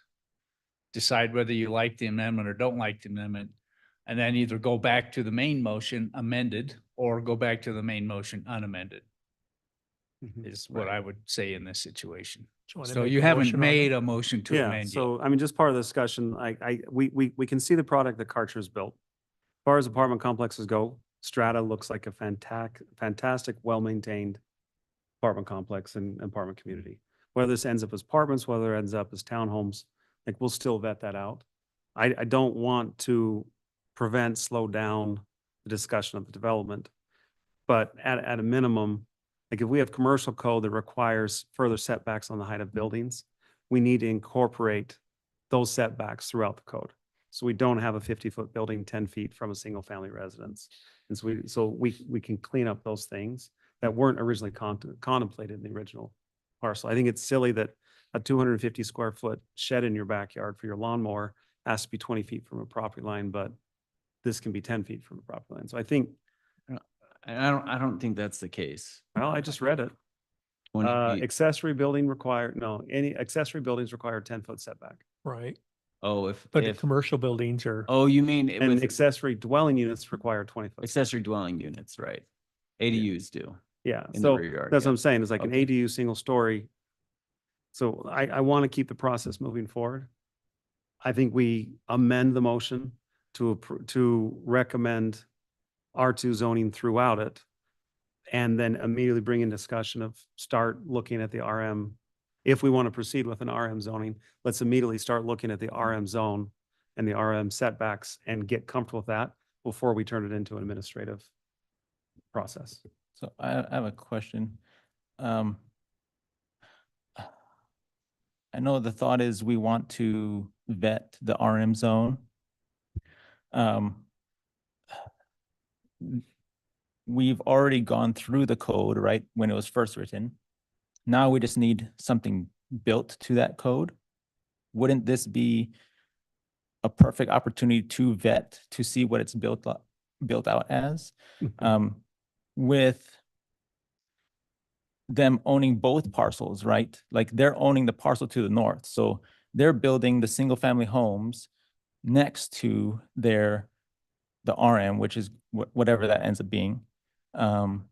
So it'd be in their best interest if they wanted to sell those homes to increase the setbacks. whatever that they feel that people would be interested in buying. Well, And then if you know what he just said, the parcel to the north of the RM zone, he does know. half. He Yeah. owns half. This one is Sierra, but this one is Karchner. Yeah. Yeah. So And- I mean, and- it's differing opinions. The zoning ordinance was passed with characteristics of 2 specific properties. And it was approved with setbacks and sizes and all that stuff with 2 specific properties. So yeah, you are right. In the interest of selling the homes, they'll design the subdivision on the ones they can. But there's 3 other sides that aren't involved in this. And will absolutely impact the value of those and what they can do and how it builds out without the same rights to the density. Sure. But as Levi mentioned before, anything south is zoned for commercial high density residential, correct? The future land use map Yeah. does show it as that Yeah. So, medium to I mean, high density residential and commercial. Yeah. I'm not a big believer that I approve the code. I know how much attention I paid to it because it was based upon the specific characteristics that it was approved for. And so one of the 5 people that I think voted unanimously. I'm telling you right now, guys, like I was there. We need to slow down. We need to look at it. You should not build something and then decide if it was correct afterwards. Can you restate Motion. your motion again? Well, I was having a discussion, but I'd like to amend the motion. Say again. I would like to amend the motion to recommend approval of R2A zoning for parcels ending 0010, 0011, and 0013. That's an official motion, or you just?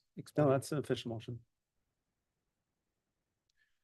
Also the 013, the 13. Yeah. and To an 0013. R2A. So R2A zoning across all 3 parcels.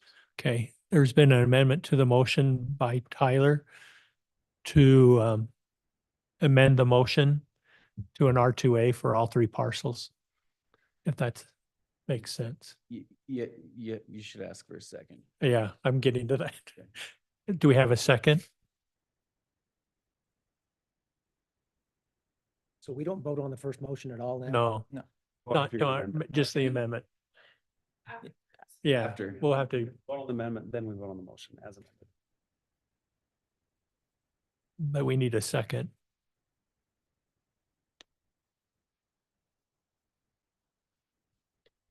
I'll second it just so we can go to discussion. Okay, it's been a second by Brett to the amend the original motion to an R2A for all 3 parcels. We have a discussion on this? I'm Just just to restate curious where how we're long at. it would, Just How restate where we're long- at. So now what's on the table is recommending amendment to the motion to turn all 3 parcels into R2A. Right, hold on a second, Karina. So there's been a motion, an amended motion to the original motion that all 3 parcels be recommended as zone R2A and instead of R2A for parcels 10 and 11 and also 13 RM zone. That's been amended. The motion has been amended to amend it and it had been seconded by Brett. If that's clear. That's clear. Thank you. Okay, Karina, go ahead. how long do you think, Tyler, we would need to study the RM zone? And for the potential for it to be applied to that one parcel? What do you think would be a good time? Yeah, I would suggest we immediately start studying it and put it on the next planning and zoning meeting. And the issue with the RM zone is a setback from the side that's- and also the height. That's one. That's those two different Yeah. things. Yeah. we need to- we R2A need to and go versus through RM, which we don't know on the RM. So, well, it's closer. I need to amend my motion of the amended motion. I want to amend it to. You can, No, I forgot. can- I think got we it. need to put in this as a receiving zone for the TRD. So we can vote on this vote on it motion, and deny it. deny it, and then you come can back make and your make the own second motion. Okay, we can clean it up. that Yeah, way. it's usually not a good idea to stack amendments 3 deep. Right. uh, Right. That's, so instead, what's easier is to make a substitute motion on the amendment. And then that's just in other words, you're changing the motion to amend to include TDR, I think Yeah. is what I Yeah, heard yeah, you say. Um, That would be a substitute So, motion. so we need to vote on the amendment. No, because then you can just throw the original amendment away and replace it with this new amendment. This substituted amendment. Do we want to make this a receiving zone for the I think that needs to be thought out more. PRD? Because if it's an RM, that's 20 versus 10. If it's an RPUD, it's 5 to 10. Like I think we make it a receiving zone if it's an RPUD. I don't think we make it a receiving zone if it's a RM. So forget what I just said. Let's move forward with what we got. Okay, So we're staying with the original. We're staying with it. Okay. it's original, good. original amendment. So Levi, what's the city's position on this substitute motion or whatever it's called? Amendment to the motion. Went to the motion. I mean, I don't think it's, the staff's recommendation is entirely based upon the general plan and the designate. It's almost entirely based upon the general plan, the designations and that of the general plan, and then just looking at the context of the site. It's medium to high density residential. If you want to go with more medium density residential in R2A, I wouldn't say that that's against the general plan. So it's just so I think maybe staff's looking at a broader spectrum here of the possibilities. So I don't think what's in front of you on either the base motion or the substitute motion, staff would oppose. Right, the amendment or the base motion. In my eye, is supported by the general plan, because the general plan in this particular area where the RM zone is really looked at a mix of different densities and different uses. And so whether that's whether that's R2A or RM or an RPUD, I feel like it really allows for that leeway. And so that's what I would say. Yeah. Sorry if that's a little wishy-washy, but No, that's. I think, I mean, we've all kind of been, whether direct or indirectly, talked at various points about this zone anyways, right? With the RM, whether we need to clean it up or whatever. I still don't see the point that we'd even have to recognize the parcel. I just feel like it's either we want it or not, right? Even to that extent. You're shaking your heads. I know we were on agreement with that one. So, I mean, if you guys feel with enough conviction that this does need a further look. I mean, this is something in my experience on this that it's always been like, we always make these decisions in one meeting, and we have not had this where we've prolonged something like this before. So this is actually kind of interesting. And so, I mean, if that means let's slow down one and take a look at it, I don't see an issue with it. We can still get here. I mean, I don't think the issue is density, and whether maybe we take another meeting to really with a fine tooth comb on this to make sure the citizens of Nibley are being represented fairly in this process. I'm okay with that. Is that a diplomatic way of saying that, I guess? But Yeah. Now to be clear, what I think what you're proposing, Is what that we're a recommending continuance? tonight will go to the city council. And you should make a recommendation one way or the other. But yeah, I mean, if you want to work on it, come back to it. The city can rezone property, right? So you can, and we can do the noticing even without an application. The city has the right to rezone property. Typically how that's done though is a rezone application Right. comes forward and then we consider that. But if you'd like to, hey, if you'd like to go through a process where you review the ordinance and make amendments and then come back and, hey, we'd like to recommend a rezone, you could do that even without the applicants, without an application. So anyway, I have another. just put that another out there. question for everybody. I know the discussion kind of has hovered around residential densities, but the RM zone also has the ability to incorporate neighborhood commercial. Does that play? I mean, we can ask the proponent if there are plans for commercial, but does that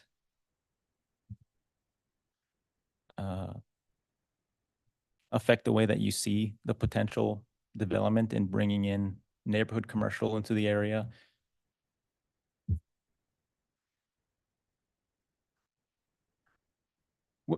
Like a Maverick? Is that what you're thinking, or a car wash? I don't No, like neighborhood commercial, like a little corner store. But that's the Or- concern. It's administrative and it's not required. And so unless they Yeah. choose to do it, we have no control. And that's why we could ask the proponent Well, but if they regardless have. what he says it- today, Yeah, does not have to. show up. sure, sure. Yeah, it's true. Yeah, would you mind entertaining the question? Yes, please. Yeah. I guess I don't know the answer to that. No commercial. Okay. Just on the RM zone, you know, it's not a ADU. There'll be two-story, townhomes with a common area for the townhome owners, and then the single family. Right now, it's planned for larger lots, but, you know, we may opt for some, smaller lots with some open space, but right now they're just standard setbacks and just attractive community that you'd want in your community, you want in your backyard, and just the standard nice community. Yeah, Thank thank you. I think some of what I'm getting the sense, some of what some of my fellow board members, some of the apprehension is we're going to have this conversation again eventually with, if we don't figure out what this RM zone, like what the apprehension is to blanket apply some of this stuff. Is that fair to say to everyone? And so, I mean, I respect what you're saying, right? I understand that, but we're going to probably find ourselves in the same moment again in the future, likely, if we continue forward with maybe addressing some of these things that some people are concerned about. I think that's fair to say overall. So I don't see it. I mean, if that makes everyone feel better, I don't see an issue with maybe pushing pause and giving it just the time that people need to go through it and, you know, and readdress it in the next meeting. I'm fine with that. If that's. And remember, one caveat to the code is when the application It's submitted. is It's submitted, locked in. it's locked into the code that Right, exists. exactly. So even if we make it, if we accept as RM, even if we make a change, it will not be applied to the existing parcel. The annexation process all over again? No. No. So that what the planning commission's doing tonight is just recommending the zoning for the property, and they can go with what you've recommended. They can go with whatever recommendation they would like. So no, it doesn't change the annexation process at all. Not able to get a zoning? Does the property still have to be annexed? No, you can still choose.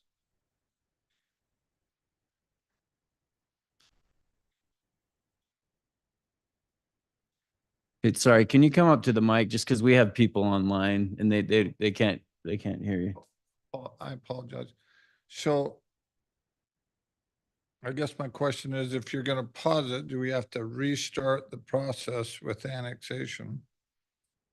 And the second question was, if the zoning isn't given, whether it's this meeting or another meeting, can we keep the property in the county and not annex it at this time until we can agree on a zoning rather than annex it and zone it to something that maybe the city nor we want, that we could work through something till it's agreeable and then maybe annex it at that point?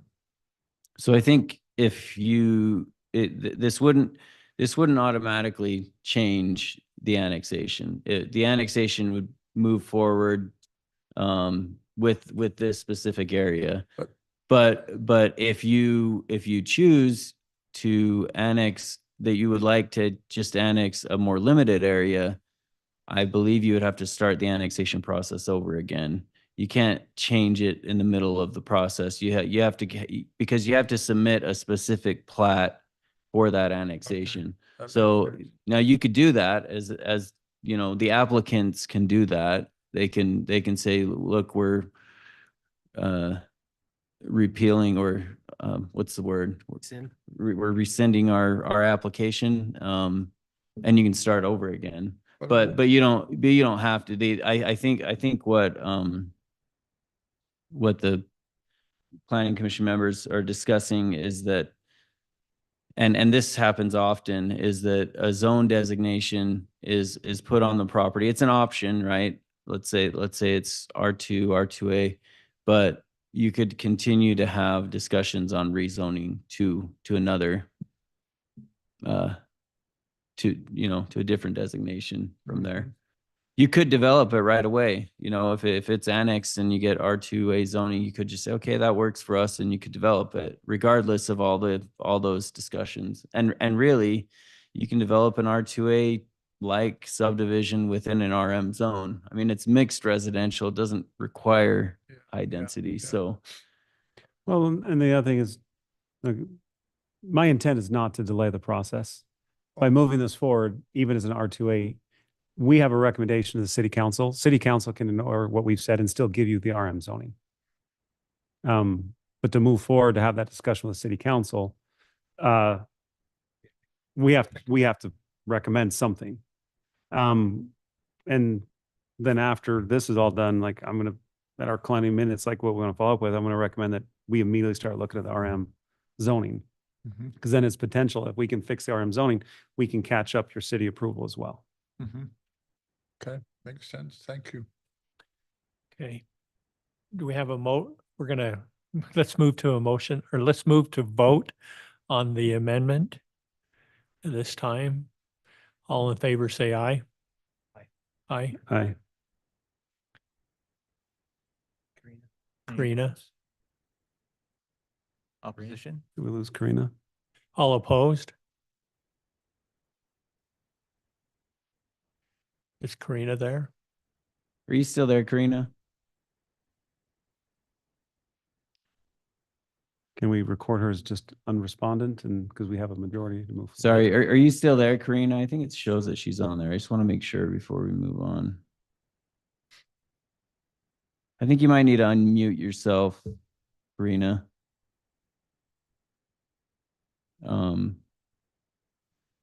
Claire was just asking for your vote on the motion. Yeah, Okay. But the sorry. motion would pass 4-1 since you did not hear on that, on the amendment, on the Hey, I amendment. vote, sorry, I couldn't find my phone. I was in my house. I vote in favor. Sorry about Okay, that. so it's five Of the 5-0. amendment? It passes on the amendment. Yes. So are we ready to vote on the amended amendment? I think you should restate what the amended amendment is. Okay. You're gonna make it hard on me. Okay, what's sitting in front of us is the amendment to accept the proposal to annexation for parcel 10 and also 11 and also 13 as R2A. Recommended approval and have it go to the city council. If that's clear. Okay. Okay, are we ready to vote on it? Or we'd like to discuss it more? I think we're ready. Okay, let's go ahead and vote on it. All in favor, say aye. Aye. Aye. Aye. It's 5-0, so the motion does pass. And we'll move on to item number 5, which is public hearing ordinance 24-15 rezone parcel 0-011805 located approximately 1101 west, 3200 south from residential R2 neighborhood to a commercial neighborhood, CN. Oh, before we move into that, before Levi's proposal, let's go ahead and take a 5-minute break.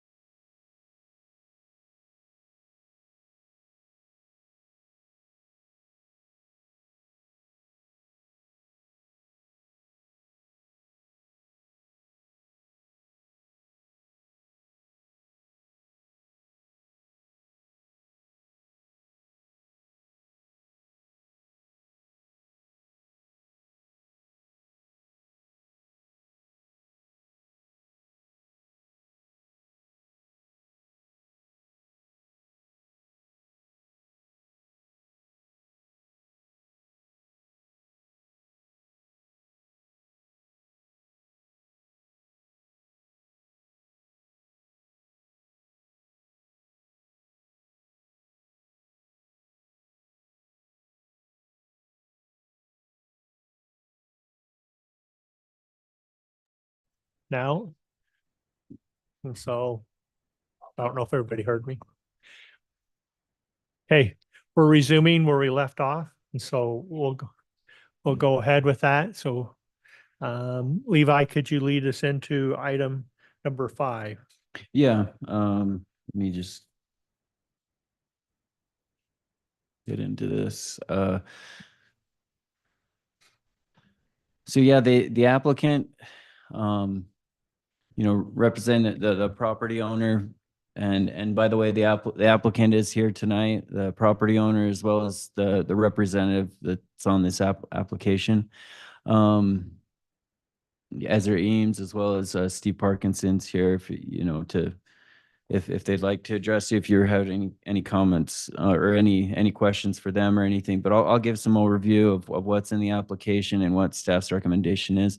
So the applicant has requested to rezone parcel 03-018-0005 from an R2 designation to a neighborhood commercial. This parcel, it is, as listed on the notice, it's at about 1100 west and 3200 south, just on the north same side of the road as the elementary school, which is about a block away from here, Heritage Elementary. But so the purpose of the rezone, they stated, is to build a new mortuary / celebration of life center.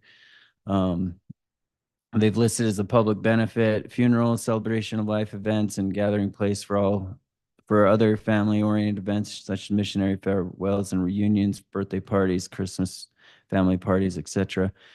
How they anticipate use is appropriate for the surrounding area. Funeral homes serve the need of the public. If designed correctly, the facility could be used for other events. And then they've listed, all utility services are available to service the intended use. So they have provided within their application a concept plan for this funeral home.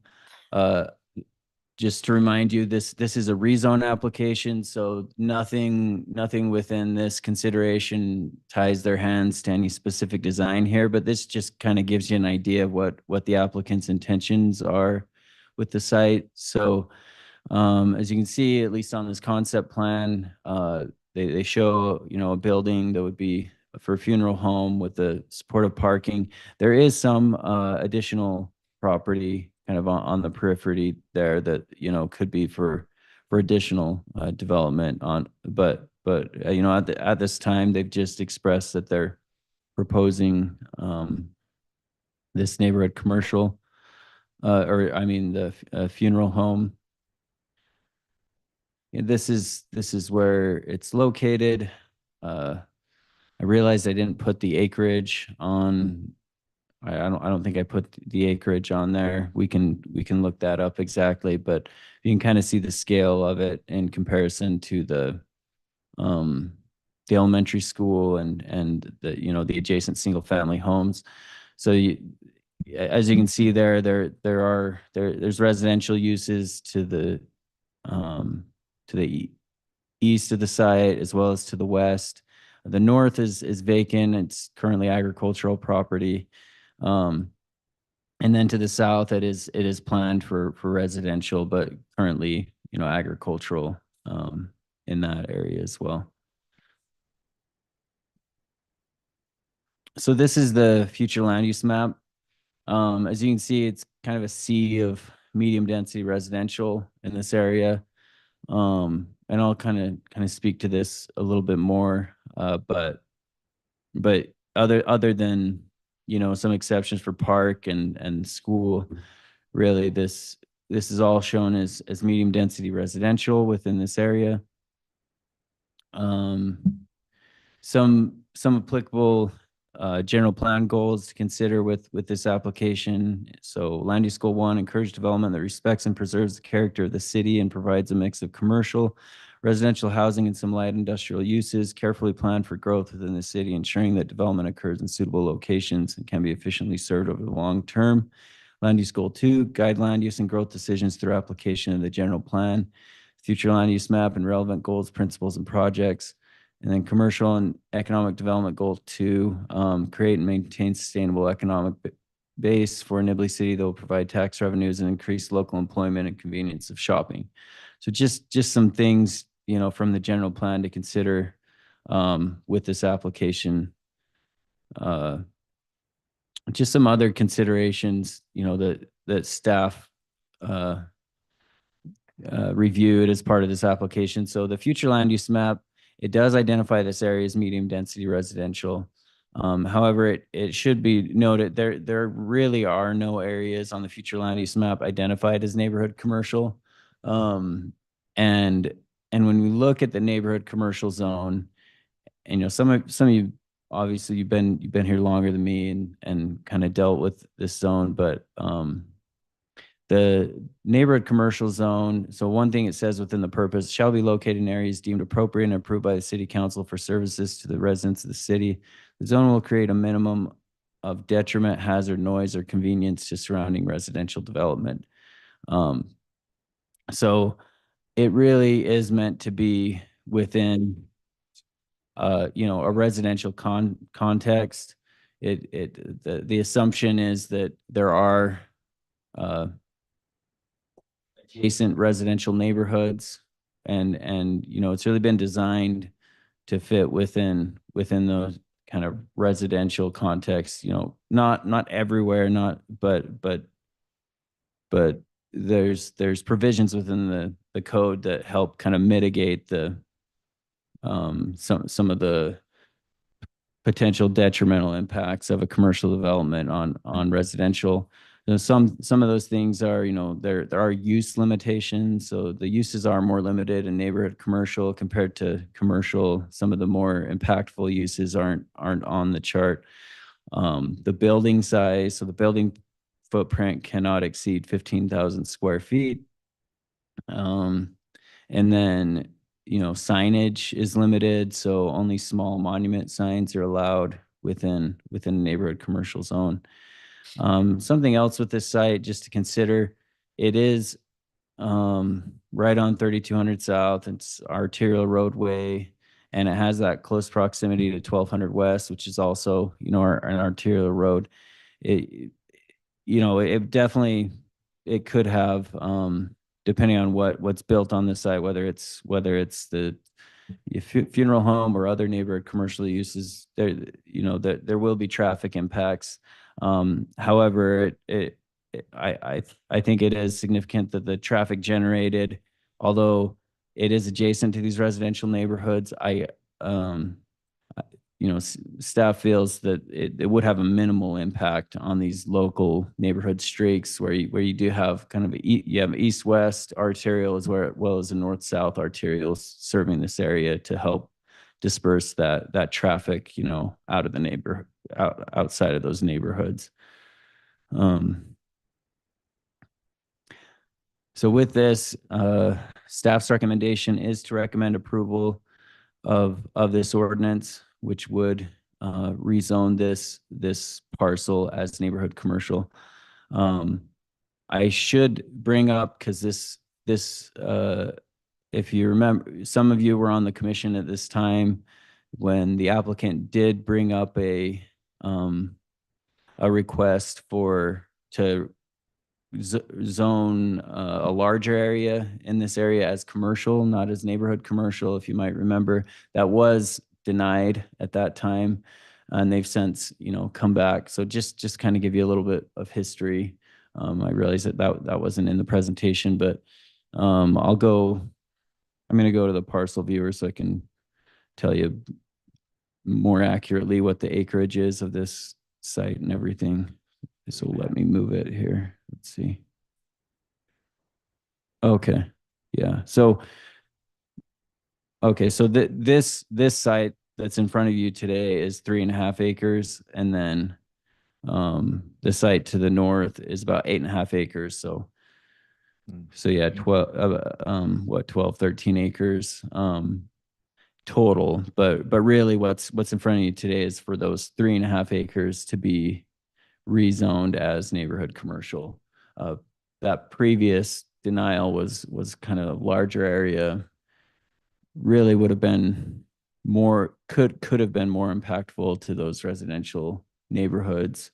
So that's kind of, I just want to explain that's part of the reason of the difference of recommendation from staff compared to that previous proposal, with the kind of smaller scale, the whole site being located there right on 3200 South, smaller scale, smaller scale, smaller impact, and the zoning, a different zoning designation of neighborhood commercial rather than that commercial. So that's all I've got on that. Okay, thank you, Levi. Okay, we'll go ahead and open up the public hearing, and on my list I have Courtney Metzler.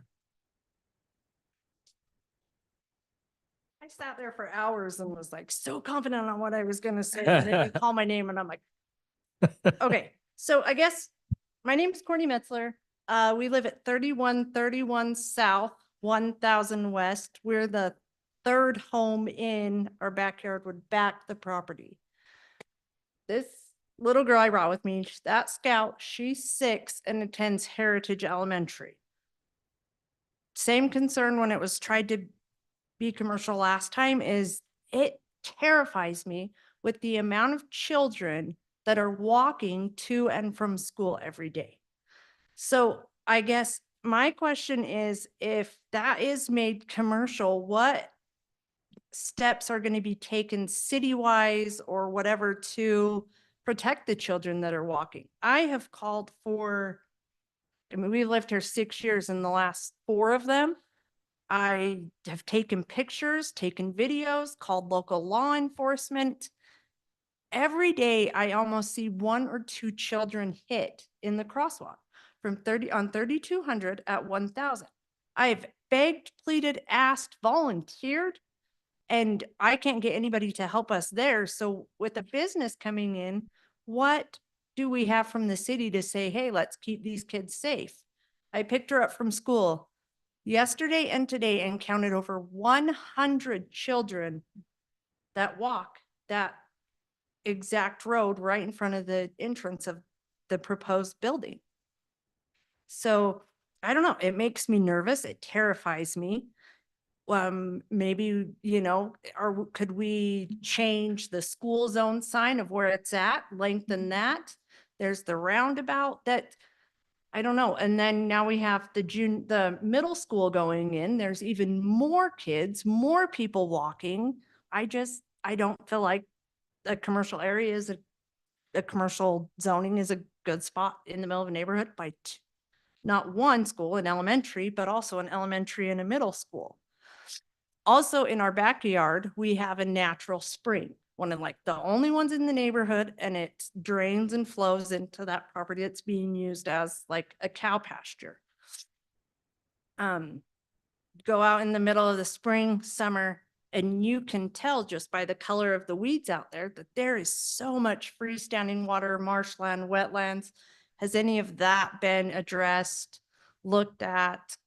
What the water table is? Can they even build or dig? I don't know. I guess there's a lot of questions I have to see how we can make that land work. I know we're not going to be able to be like, we'll pause any and every bit of something that wants to come. We bought a house with the open field. People move, people come, people go. And I mean, it could be houses one day. It could be commercial. I will try to save it as long as I can. And I don't mind. Put houses in. Okay, I do mind. But I would rather there be houses than a commercial property. I don't feel like it's a good fit, and I don't feel like it's a good area. So that's all I have to say. Thank you. Cheryl Vaughn. Cheryl Vaughn, and I live at 3115 South 1000 West next to Courtney. And my backyard, I've talked to Levi several times about this. My backyard is considered a wetlands. We cannot build back there.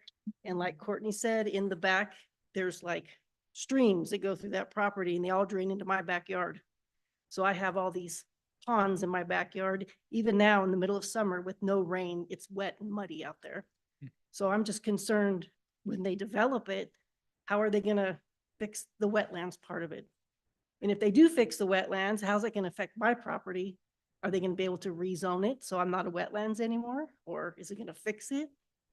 And I'm just worried about the traffic, lots of traffic with all the houses and everybody, moving in. And the school's coming. And even now that there's a lot of traffic. But anyway, my biggest concern is the wetlands, how they're gonna preserve the land, or how's it gonna affect us? Thank you. Okay, thank you. I don't think Troy's on this list, Karchner. And then there's a name I can't read. EB. I'm the property owner. Yeah. I'm the property owner. This is the gal that says she didn't want a neighborhood Walmart, but she sure would like a Target in her backyard. Well, anyway, as far as the traffic from the kids go, I've done a lot of work in Las Vegas, and so I know how they handle traffic where around schools. And they've done a great job with the Woodruff School that's on 10th West. I don't think we've ever had an accident there, and there was a lot of feedback on that when they put 10th West in on the the elementary school on 10th West. They was feared that they were going to have lots of accidents there. Well, you stop that by having a patrol officer watch it on occasions, and anybody that's going over 15 miles an hour, you give them a ticket for $500.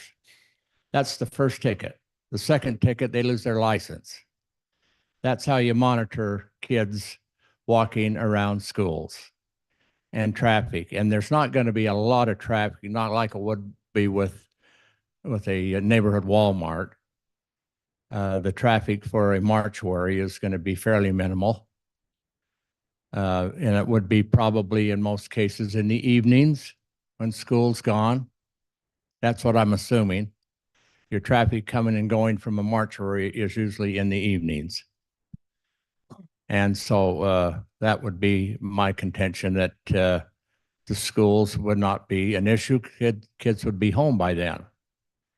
And the schools, the traffic around schools are usually maybe 2 hours a day when they come and when they go. And so that's how they monitor schools, is they have a watchman that comes and monitors the streets for 1 hour while the kids are coming and 1 hour while they're going. And it seems to work out very well around elementary schools. And like I say, I've watched it in Vegas with the traffic on Tropicana and Flamingo, where they're going 60 miles an hour. When it's time for a school zone, the 2 hours a day, they cut it down to either 10 or 15 miles an hour. And you just don't want to get caught going any faster than 10 or 15 miles an hour during that time period. And so that's how they monitor it, and they have usually pretty good luck, because they build elementary schools in all different areas. We've got them in this valley in all different areas. And the watchmen do a pretty darn good job of monitoring them. That would be my feedback. Okay, thank you. Steve Parkinson.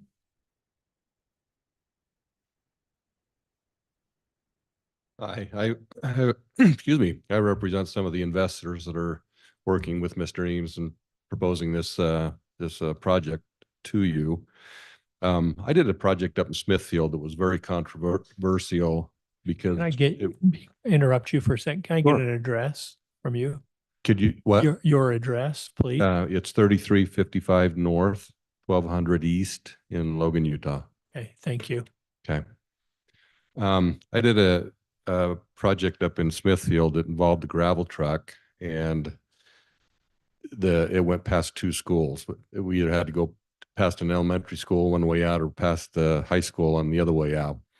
And it was very, very controversial. And so we sat down with the city and we worked out the most map with instructions that from this time of day you do this, and this time of day you circle this way, and back and forth and back and forth. And one of the commissioners finally just said, look, they're public roads. You have the right to use those roads. You also have the responsibility to use those roads responsibly. And so we just scrapped the whole plan and just used the roads like we're supposed to, and we never had a single problem. I appreciate these ladies. I'm a grandparent now. There's nothing in this entire life more important than our children. But 3200 South is a arterial road.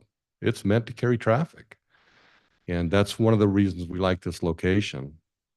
I think if there's a concern, and obviously a valid concern, to protect children, that needs to be done with some kind of traffic control, like Mr. Eames has said.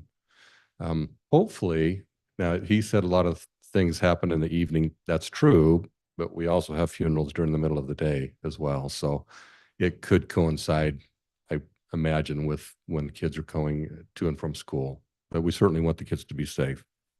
One of the things that Levi didn't mention, and Levi, you did a fantastic job. Thank you. There are no funeral homes this side of Logan. I mean, if somebody passes away, you have to go to Logan or further north to have a funeral. And we think there's a great opportunity to serve this community as well as the surrounding communities of Millville, Hiram, perhaps Wellsville. And again, we love the location because it's easy to get to from the highway. So we think we have a product that will actually benefit a lot of the people over time. And now I can't remember what else I was going to say. But do you have questions for me? Not at this moment, maybe later on. If we Okay. need to. So, thank you. Is there anybody else who'd like to?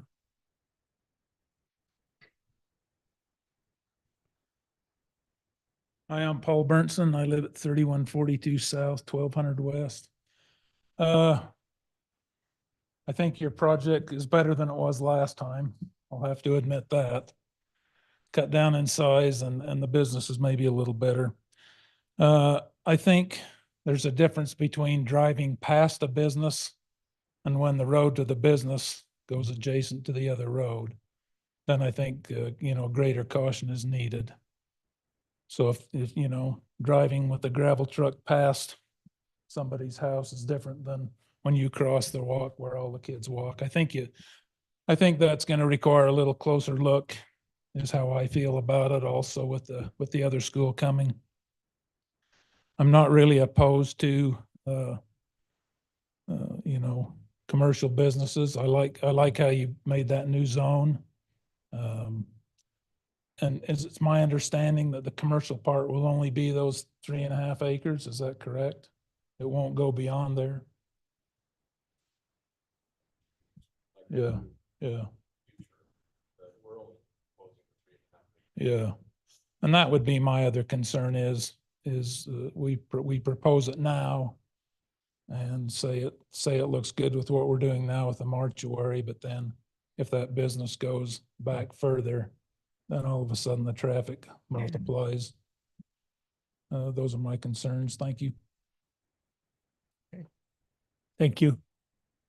Come up to the podium. See, I told you, I got up here and then forgot. Okay, so if this land is proposed or like it gets zoned commercial, do they have to stay with the idea they brought, or once it's zoned, can that fly out the window and then they bring in a different business idea? Okay, good question. We'll answer it here in a second.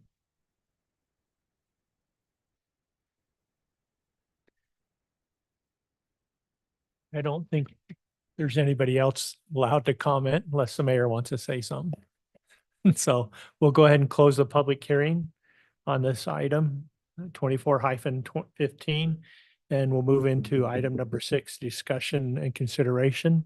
And I'm going to address some of the comments. yes, first. you want to address the comments? Yeah, so I guess I'll address that last comment first. So no, if this is approved, it doesn't tie the applicant's hands to any specific plan.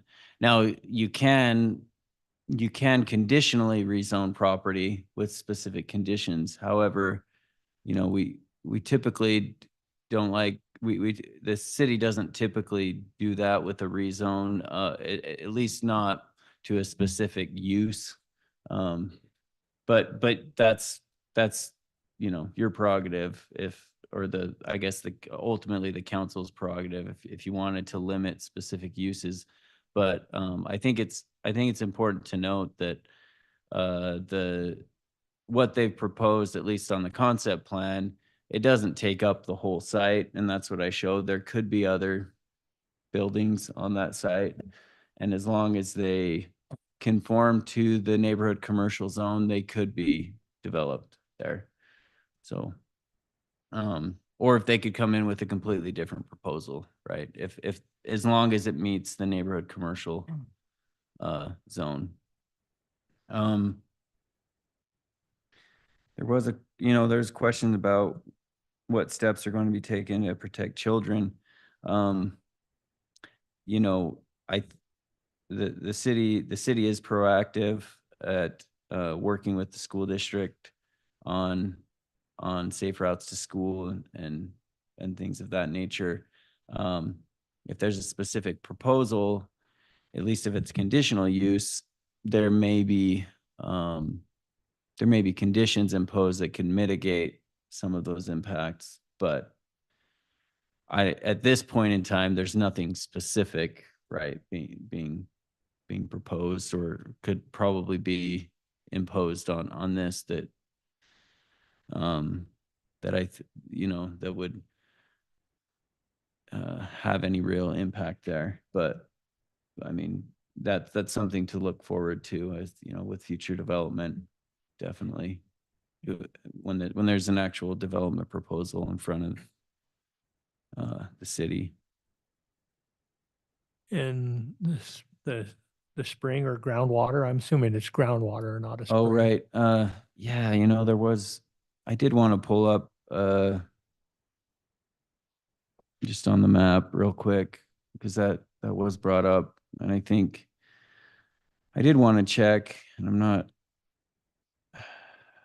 not certain if we checked this that closely with this particular proposal, but with wetlands in particular, there is a national wetland inventory that isn't, it's an estimation. It's really meant for planning purposes. It's not the official wetland, but I wanted to see if any of this is within the national wetland inventory for what it's worth.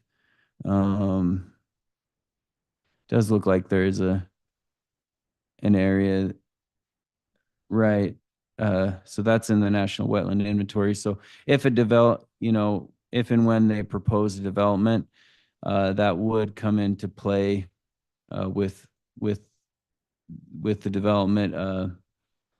We'd probably require some kind of a wetland delineation, and if there were, and the Corps requires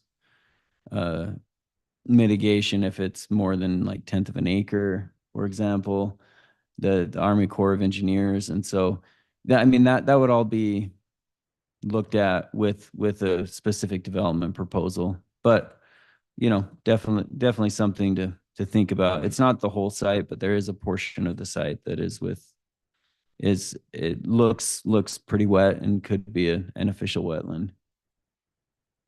And so, but they're proposing is to the front of that property. No, it looks like it is on this property. The full So 3 acres. I mean, there's this corner here. So this is, I'll zoom in a little bit. So this is the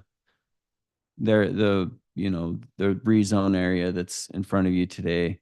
And this is just an estimate. Again, it's not an official designated wetland, but it's national wetland inventory.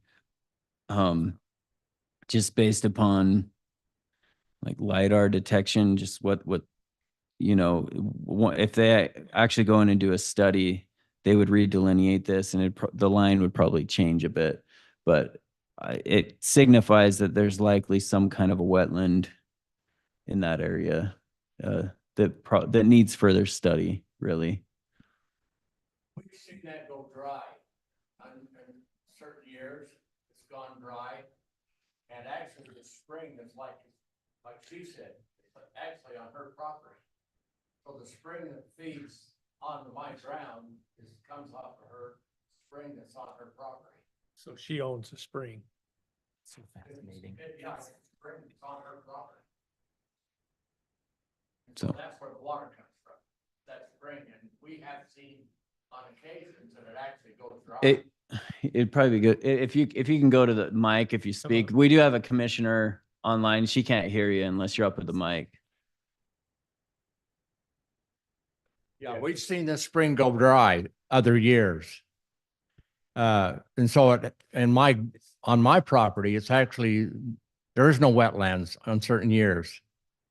And the spring, like I say, it's really a strange spring. I always thought it was from irrigation that fed it. Well, But it's not on my property, the spring that feeds that wetlands all there. right, that's actually not part of our consideration here. Ours I is just the just rezone. wanted to address the question, I guess, there, but So we're just trying to clarify the question. no. Okay. Thank you, Levi. I think Mhm. that covered everything. I know traffic and safety is a concern. Any discussions from the commission, Troy? Sure, yeah, I have some comments. So, like other parents, when I first seen this, the first thing that came to mind was my kids walk past this every single day.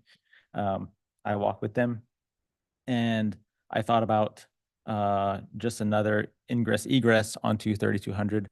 And as I thought about this and the proposed use, I don't think there can be a better proposed use on this site.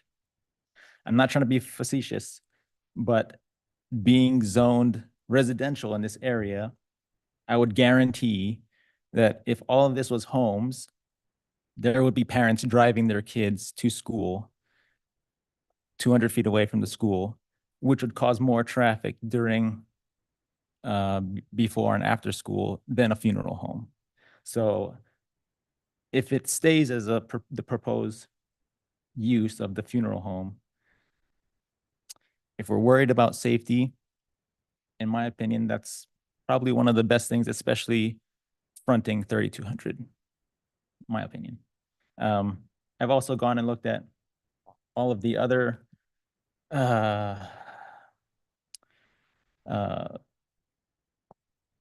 permitted uses in the neighborhood commercial. If they decided not to go forward with this and do another use, I think all of the permitted uses minus gas stations and car washes would fit pretty close to traffic patterns of a funeral home, like off doctor's offices and stuff. Yeah, so those would be my only concern is if we did rezone gas stations and car washes, probably not not okay with those. What was my other thought? I forgot my other thought, but yeah, my 2 cents. Okay, Nick? Yeah, I mean, mostly just kind of paralleling with Troy about, I mean, anything we do and any decision we make up here, always traffic safety well, safety generally is one of the more considered things, right? As we go through these considerations, and really from the perspective of if we were to fill this plus the site to the north of homes, this would likely generate less traffic, I'm assuming overall. So other than that, I don't think I have any comments right now. Okay.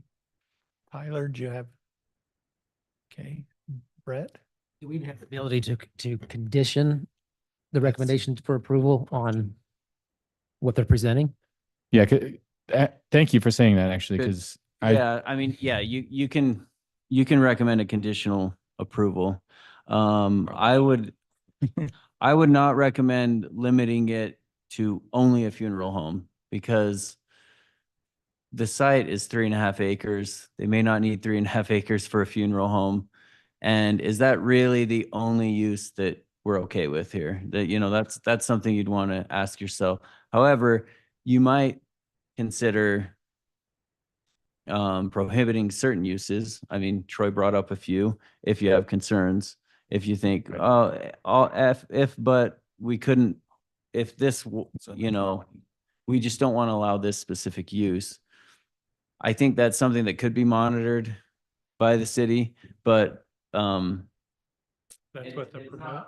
the typical practice, but it's allowed, right? To do that. I think something to keep in mind with a gas station in particular is if they're selling alcohol, I think, I don't know the exact threshold. It's something I actually thought about, Troy, is a distance to, there's a restriction on distance to a school. And I think it may be within that distance. So that there could be a limitation there anyway with something like a gas station, because they'll usually want to sell alcohol, right? I think I know one in the state that doesn't, but that's about it. At least if they have a convenience store attached to it, but. Yeah, a straight up liquor store is not permitted. Right. But I mean, but a gas station, Sure, they yeah. typically want to go somewhere where they can sell beer, right? So I'm not sure how feasible that would be in this location anyway.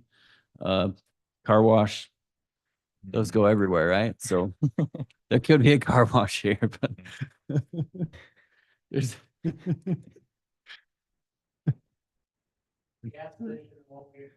Well.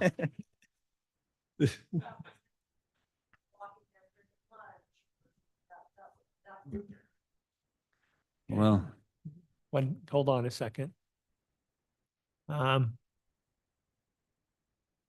Anything else, Brett? Karina, Karina? No questions from me. I just have a comment. I like the idea of having having it be multi-use other than a funeral home. I think we need more community gathering spaces. Okay. I have a couple questions for the developer. If you could, Steph, a funeral home, are you going to embalm and refrigerate Yes. people there? Yeah. Okay. The building itself is really relatively simple. You have a funeral parlor, you have a cold room, you have a viewing room, you have coffin room, and then we're going to add an event type center, hopefully with dividers like this, because a lot of people are trying to, younger people don't want that church cathedral type feeling. They want it a little bit more modern. A lot of people are having celebration of life, and especially if they cremate somebody, and they want to wait till a nice warm summer day and have their friends over and stuff like that. So that's what we want to do, is wall off the chapel type thing and have it more open for people like that. I have a question for you guys though, and I think it's a really good, I don't remember who brought it up. I think it was this gentleman here about putting a condition on it. I'm assuming you do have a noise ordinance in the city. Is that correct?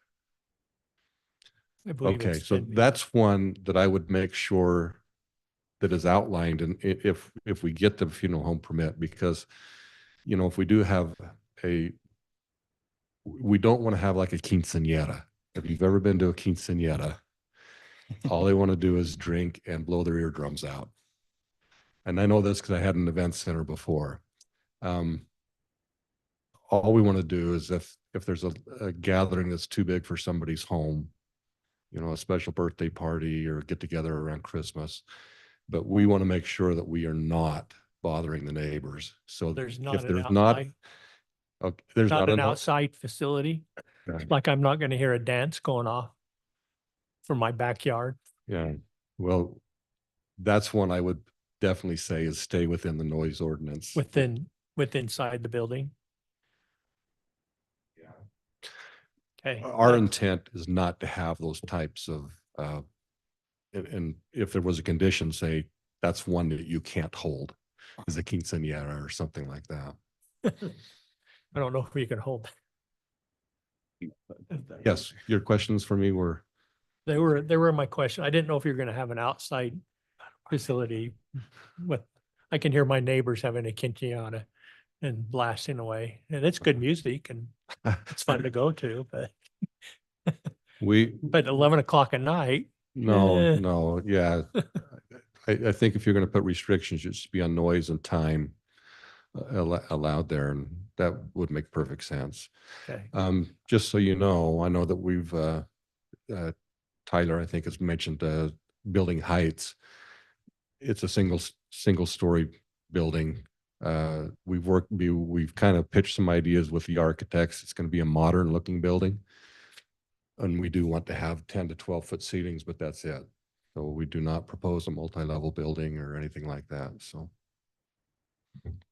Well, it's a commercial neighborhood, so you've got to look like you're in the neighborhood. Yeah. Yeah, I think the height limit's 35 feet. Yeah. And a home's 40, so it's actually a little lower than a home. Well, and and the street parking is on the sides and the back of the building, so. Yeah, and we know we have to provide a road to access the property behind it. And, all of that. Yeah, because that's going to be an island now. Yeah. Mr. Chairman, I'm ready to make a motion. Okay, thank you. I'm making a motion to recommend approval for ordinance 2415 rezone parcel 318-5 located approximately 1101 west, 3200 south from residential R2 to neighborhood commercial CN. Is there a second? I'll second it. There's a second. There's a motion by Nick to accept the approval of this ordinance 2415 rezone from neighborhood commercial, and a second by Brett. Any other discussions? And if not, let's go ahead and vote on this. All in favor, say aye. Aye. Aye. It's 5-0 for approval of this rezone. Recommend approval. Recommended approval.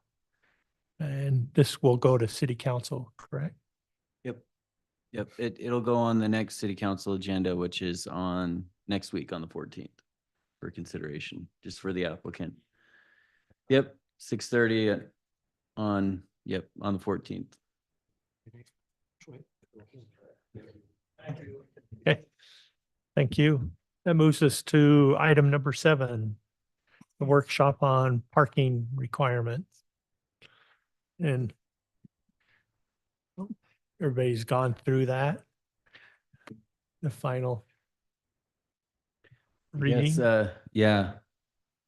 I guess before we get into this, and I know most of the update on this has come from research that Troy has gotten. I don't know how much stamina everyone has to talk about this. This has already been continued. It's 9:10. It's completely up to you. We can get into this. I would anticipate that this is going to be, I think this deserves a robust discussion.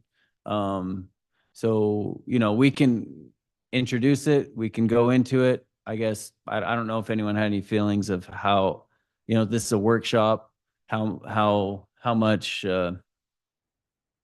detail you'd like to get into, this point of the night on this item. Recommend. I mean, I can kind of preface on like all the research that I did. And if you guys want to discuss it another time, it gives you time to kind of understand like what I put together. But I'm okay either way. Yeah, I mean, as far as staff is, the last time we met, there's really minimal changes, and they're really just to reflect the discussion. So there was something about ADU parking requirements. The staff's recommendation, based on that discussion, was just to leave it as is, not to change that. There was some clarification on bike parking that needs to be provided on site within 100 feet of the entrance. I think that was all that came out of that discussion. So the rest came from Troy and in teams, and I can bring up Troy, whatever you'd like. Troy put some documents of recommended thresholds for parking as well as some comparisons to other similar communities. So I can pull up whatever you'd like, Troy. Yeah, just the spreadsheet is probably fine, and I can Okay. kind of touch on it, and then if you guys want to go into discussion, we can. Otherwise, I The guess only you- thing I remember is from the previous meeting, you could not count the garage as a parking space. that's the current code right now. Yeah. Right. Yeah. You can count the driveway, but not. Oh yeah, I guess Yeah. that The was garage. another thing, and I'm not sure if that's incorporated in this It's something latest along one, that, but something along that line. yeah, but Troy has done a lot more research beyond that goes in, and you can get into it, Troy, but really looking at the thresholds of required parking for each use. So Yeah, so we can start at the common tab. So, Is this in the packet? yeah, this is. it is. It's yeah. all on Teams. So if you want to. So, previously Lehigh put together a spreadsheet that kind of showed, a lot of, Utah cities across Utah and their current, parking regulations. As I did the same thing as well, but as I was contemplating that, my thinking was, these cities probably haven't changed their parking code in probably the same amount of time that Nibley hasn't changed their parking code. And so, if we're looking to update, it doesn't make a lot of sense to copy somebody's bad practice from 30 years ago. So I went through a couple hundred cities that have updated their parking code in the last 5 years. And then I narrowed that down to cities as close to Nibley size as possible. So on this tab, you'll see different cities, their population size range from around 5,000 to about 18,000 population. And then out of all those cities that I narrowed down, I randomly selected the cities on this list. And then try to skew cities that are closer to our environment, meaning they skewed more north. And so you could get a feel of these cities probably have snow and all of that kind of, if you have those kind of concerns. So those are what these cities are. Each city, there's a link to their exact parking code if you want to look at their parking code. The numbers that I put on here is basically taking the categories that Levi created, and then I went through their parking code and interpreted their categories to match what Levi created. And then put what their numbers are. And then that's the original tab. On the common tab is me converting their numbers to match the same kind of numbers that Levi created, as in parking per 1,000 square feet of whatever the building. Questions so far on how I came up with these cities, or? It's the Excel spreadsheet, right? Troy, I just saw There's it. a Troy Anyone- update Updated parking parking policy comparison, There's only one spreadsheet in the 7.3. in there. Okay. So that's the common tab. That's the difference between the common and the original tab. Is the common is taking the original tab and converting it as close as I could to how Levi calculated his numbers. And then I just put like my personal recommendations on like the second line right under the Nibley one. And then you can look at all the other cities and what their numbers are. And then the second tab for calculators, this is using what is that proposed commercial zone? What was it called? Neighborhood commercial or? No, the one that, Oh, right. by the Henson farm.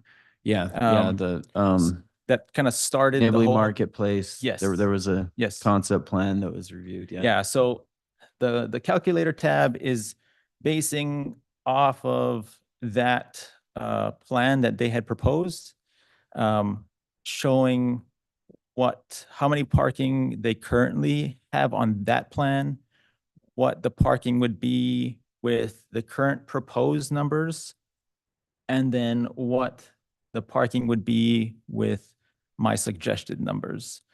And so the big thing to call out, if you go to Is that calculations? yeah, the calculator tab, is with the proposed numbers, depending on the usage that the buildings actually get built to, the proposed numbers decrease the required parking by 1.7% or actually increase the parking requirement 26%. So it kind of makes the parking situation even worse. Now, when you say worse, meaning more space. Yeah, yeah. Again, the reason this whole thing came up was with that development proposal, calculating out the buildings in the development,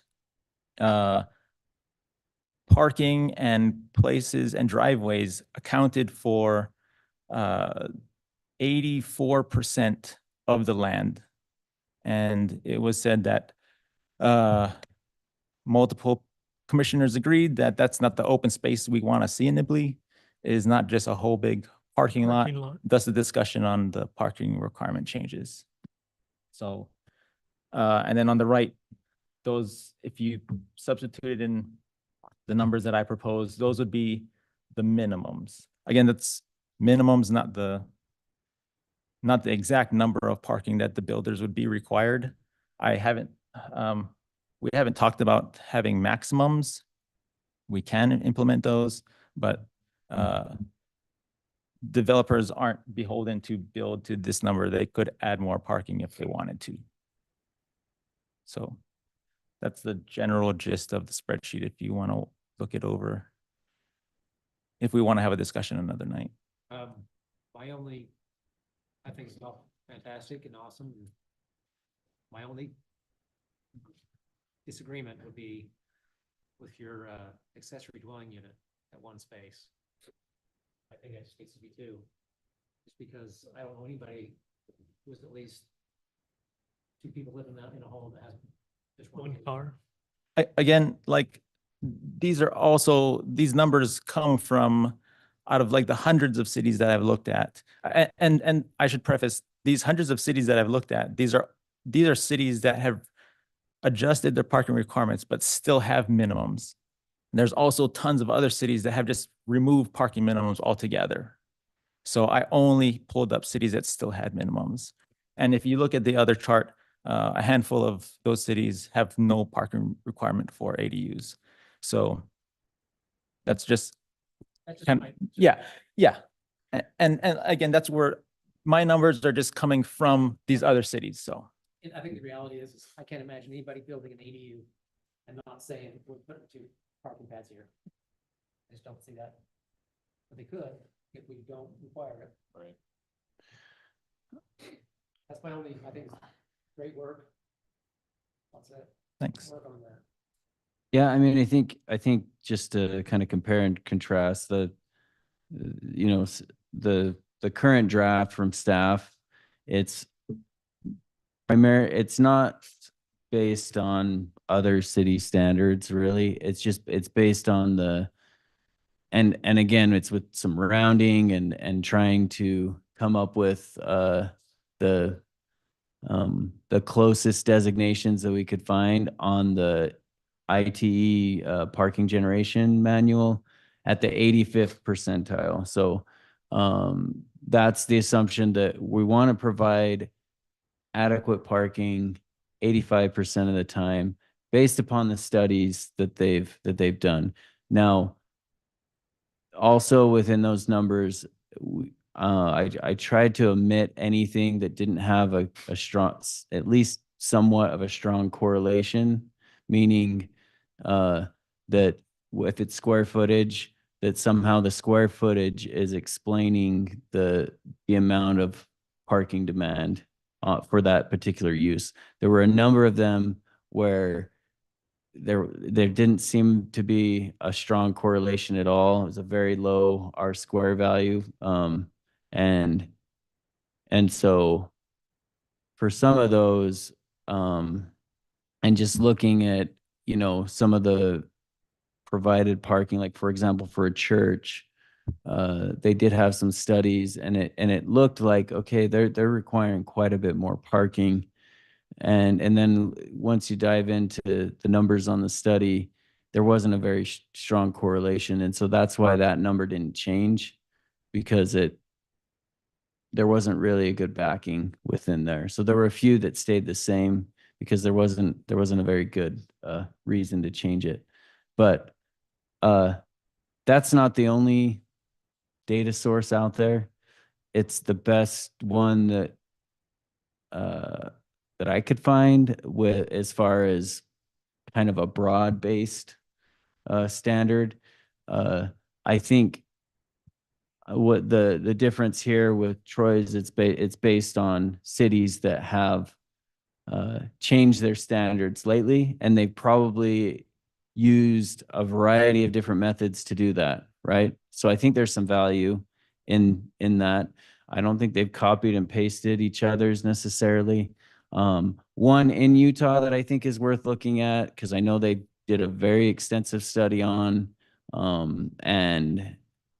I don't know how comparable they are to us. But Clearfield, they've recently updated their parking code, and there's been a few others, but Clearfield in particular, I've talked to the planner there, and they've they've really put a lot of study into it, and their standards reflect that. So anyway, I guess that's the question. And I think, and Troy, you brought up, I think there were kind of a few eyebrow raises on some of these. They seem unusually high. Like you mentioned that, Maverick would have to have 2 or 3 times the number of spaces if we went with these new numbers. And I think that's worth looking at as well. Kind of ground truthing some of these numbers of, okay, how much would this require? But I was a little bit surprised at, once you went through these calculations, that they're maybe about the same or higher on required parking, because I thought most of these new thresholds are actually less parking than what we currently have. There's a few exceptions there, and maybe they bear out because of the mix of uses there, with more restaurants and more like convenience. Convenience is higher. So anyway. Yeah. So I mean, the numbers that Levi came up with, if you look at the top 2 rows, there's not a huge amount of variance there. Some of the really big variance comes from the restaurants, and that's why if you look at on the calculations, there's like the slashes in the required parking, and then the different uses, with any kind of restaurant space was astronomically way more parking. And then they did have one gas station in there. Right. So those are like the 2 really big call outs on the difference in the numbers. So, but yeah, so we would be so lucky to have a restaurant. Right.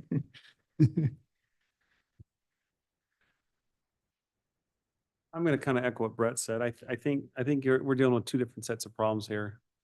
And I still think parking should be dealt at the individual ordinance level.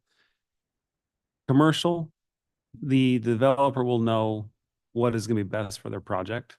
Residential, the developer squeezes as many units in as possible.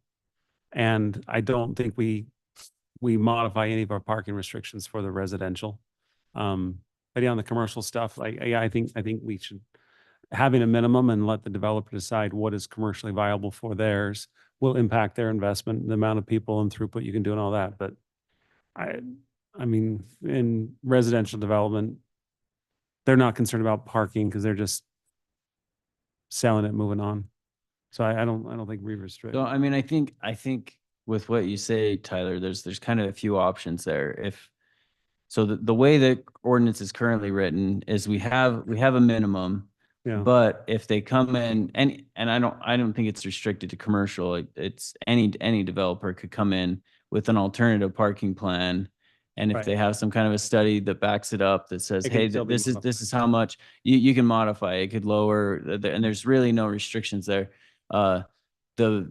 The more drastic measure would be to just say, oh, we don't have any parking minimums. You guys figure it out. Right. And some cities have done that. A lot of cities have. Yeah. But that's an option. And like, no feelings hurt to me. I don't think any feelings hurt to Troy. If we just scrap all these numbers, if that's the way you want to go, right? But that would be just leaving it up to the developer to figure out how much parking they need. Something else that is in here is they don't, that's a change, is if there's a change of use, we're not going to impose parking standards on that change of use. So that's something else to keep in mind. That is pretty different. As uses change over time, we're not going to inhibit if a business owner comes in and says, oh, I can make this work with 4 spaces, even if our ordinance says it requires 10, we're not going to say, oh no, you can't have a business license. So, but I guess the big question is, do we want minimums? And if we do want minimums, what do we want those minimums based upon? What data should it be based upon? And should we lean more toward higher, making sure that we have adequate parking for most of the time, or have more of a bare minimum of worst case scenario, which I feel like some of Troy's numbers are more leaning toward that of this is kind of more of the average demand that you would expect. And they might provide more if they, if they think they need that for the business, and they'll develop more parking. I know in my previous job when I worked for UTA, back to Tyler's discussion, the developers they'll figure it out, and the lenders will weigh into that. And the tenants, and when I was with UTA, we worked with developers on transit oriented development, and we pushed for less parking. Actually, not more. We would say, we want, for example, for office, we want 2 or 3 spaces per 1,000. And they're like, look, we can't get lending for this. We can't get tenants. And so they would push the other direction, higher parking, 4 to 5 spaces per 1,000. And we kind of had to give on that, as we own the land, right? But we wanted it to be more transit oriented, less parking. And so that's something to keep in mind there. But I guess that's something to consider. What approach do we want to take for parking there? I will call out on that. Like if you look, a lot of these cities actually do have maximums. I don't know if that's to counter these demands from banks. And there's lots of different maximums in there, scaling maximums, a hard percentage or whatever. But yeah, that is addressed in a lot of these other cities' ordinances, is having maximums. And I also wanted to call out, like, with the active transportation plan that's finishing up,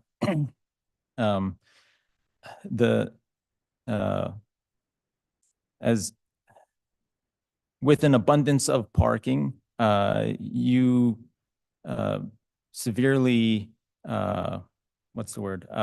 Encourage driving versus. Yeah, parking or you walking. discourage active transportation with the more of abundance of parking that you have. And so it also plays into if as a city we want to lean into active transportation, it still goes along with that plan.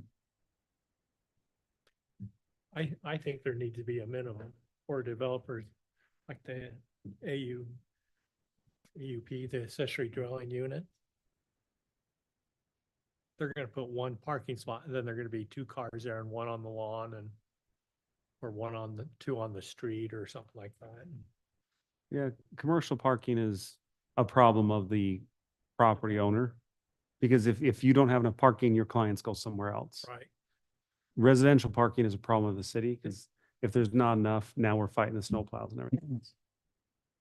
So there needs to, at least on residential and accessory dwelling units and stuff. But even multifamily units, you have 1.25 space. Yeah, so if that again is based on the data. So if it's a 1-bedroom unit, just based on the numbers within the IT manual, it's 1.25. So 1 space and then, like 1 guest per 4. But if it's 2 bedrooms or more, which is actually all of our current multifamily or attached housing is 2 or more bedrooms, it's 2.25. So like all the smallest product in Ridgeline is a 2-bedroom. But if they came in with a 1-bedroom or studio, then they could have I'll smaller. tell you how the developer solves that is they provide 1 parking stall. And it's $100 a month for your second parking stall. So, I mean, the market figures it out. Yeah. The quarters for the moped. Or new, I guess e-bikes now. Yeah, I think there need to be a minimum, especially for residential and so, but big commercial companies are gonna know what they need. Right, Small mom and pop shops are probably not gonna know, so that might mean need to, Well, small better. mom and pop shops aren't building the buildings though. that's true. You know, They're they're gonna rent it from Zollinger's down the street. yeah, they'll rent it from the developer who hopefully had a good plan. I mean, our risk of minimum parking on commercial is we have non-viable commercial districts because you can't park. I mean, I think we've all been in like I get anxiety thinking about driving down Park City Main Street. I don't know about the rest of you guys. So you make it non-commercially viable. Cool.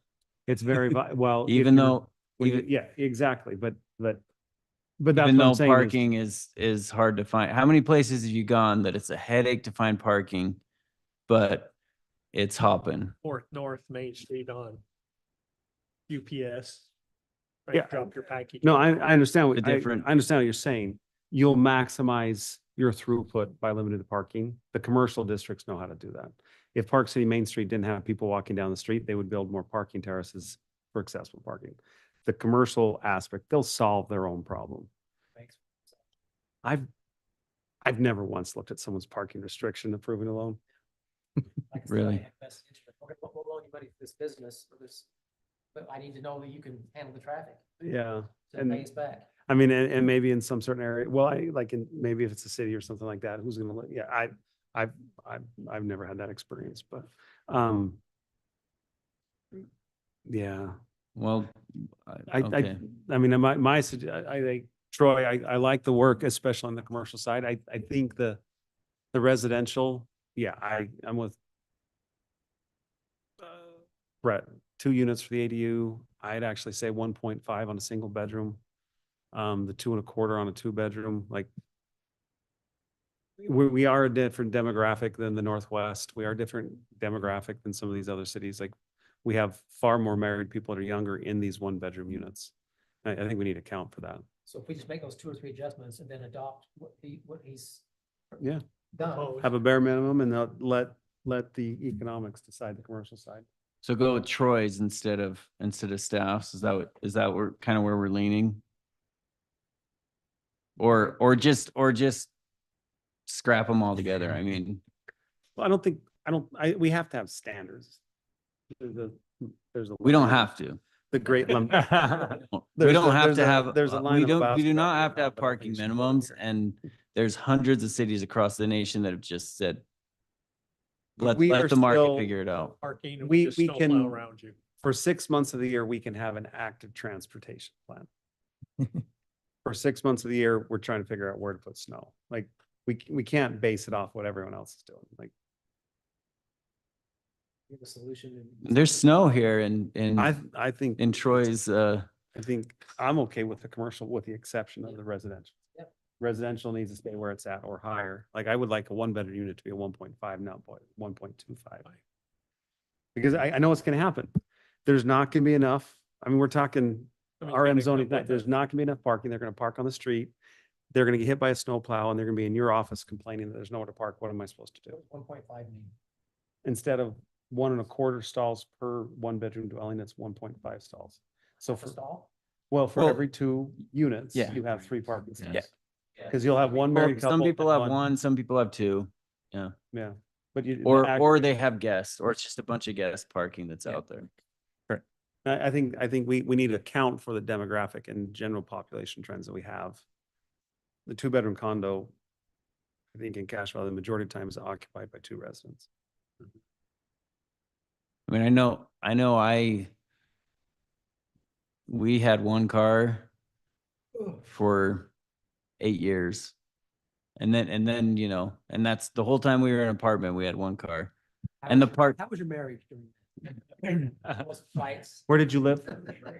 Where'd you live during that time? I lived in Logan, Portland, St. George, Stansbury Park. Yeah, all over. I've lived in Portland and you can get by with no cars in Portland. I did in because- Stansbury Park, and it Only have one car.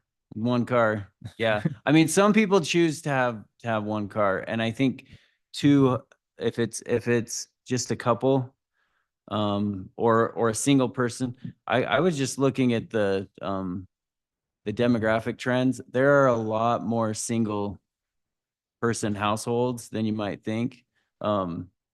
Not everyone, it's not, you know, 2 married people with a kid. Like, that's like getting to be a smaller pie of the population. There are a lot of just one person in the household. All I know is my condo in St. George, they're booting people because they have 3 people living in 1-bedroom units and parking. Like, Yeah. Yeah, it becomes a problem for sure. Yeah. yeah, we are a college town too. I know single people have 2 or 3 cars. And where do they park them? Storage units. Yeah. At their parents. I think you're, yeah, I'm not worried about commercial. Commercial, if you're putting money into it, you know what you're putting your money into. Developers, they make money on selling units, not worrying about where people park afterwards. And parking space is expensive, so. Yeah, I still have, like I said, I have numbers from the cities and towns meeting and numbers that they gave on the cost of parking. Yeah, it's pricey, and Yeah. residential just want to cut prices. Yeah, for going from a 2 to a 1-car garage, they said houses in Salt Lake, that's a savings of 35,000. In Centerville, if you went from a garage to just a carport, that's a savings of 50,000 on a house. So there is considerable savings, especially if you're looking at having affordable homes. I don't know, those numbers come, I build houses and those aren't accurate. It does, the value of the home may decrease $50,000, but you do not save $50,000 by not building a garage. Because no one buys a home without a garage. Yeah, the market would have to bear that out, and that's pretty As variable. long as there's a market. Yeah, for it, maybe. That's all market driven. Yeah, that might be an impact on the value of a home. That is not the cost of construction. Like Larry wants to say something. I'm thinking of Park City vitality and lack of parking. I'm reminded of a Yogi Berra quote, because he's my favorite quote guy. Hey, have you been to Luigi's to eat lately? No. Nobody goes there anymore. It's too crowded. Yep, heard that one. Park City has maximized the amount of participants that can have. And it's always going to be at that threshold. Yeah. So it's too busy.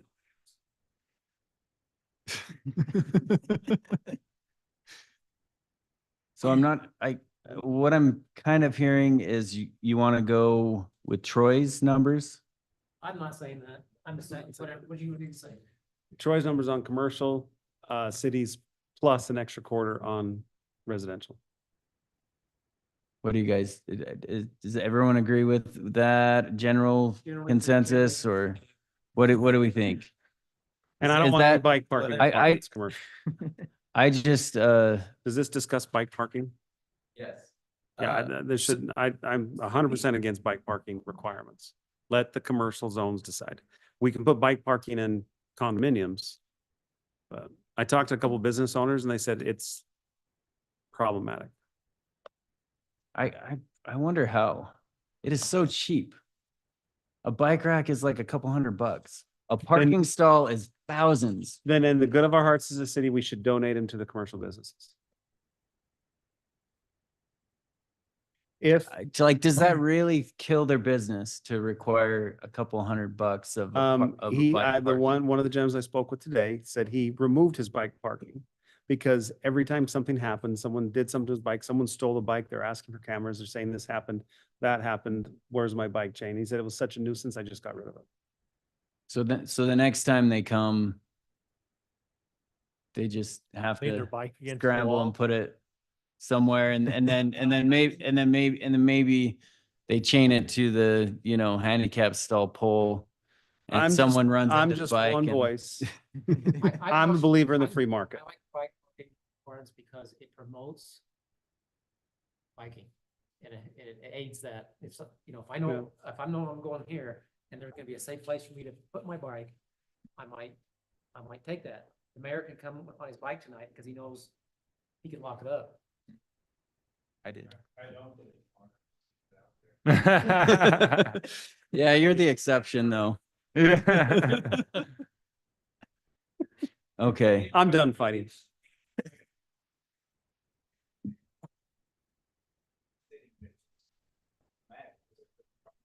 Yeah. Just chain it to one of the barbecue grills or a lawnmower. Yeah. It's a pain to some people, but Rode your bike to Home Depot? I'm just wondering if we're to the point where I can put this in as a public hearing with what I'm hearing, with what Tyler just proposed for commercial, Troy's numbers, for residential, 1.5 for one or few bedrooms and 2.25 for 2 or more bedrooms.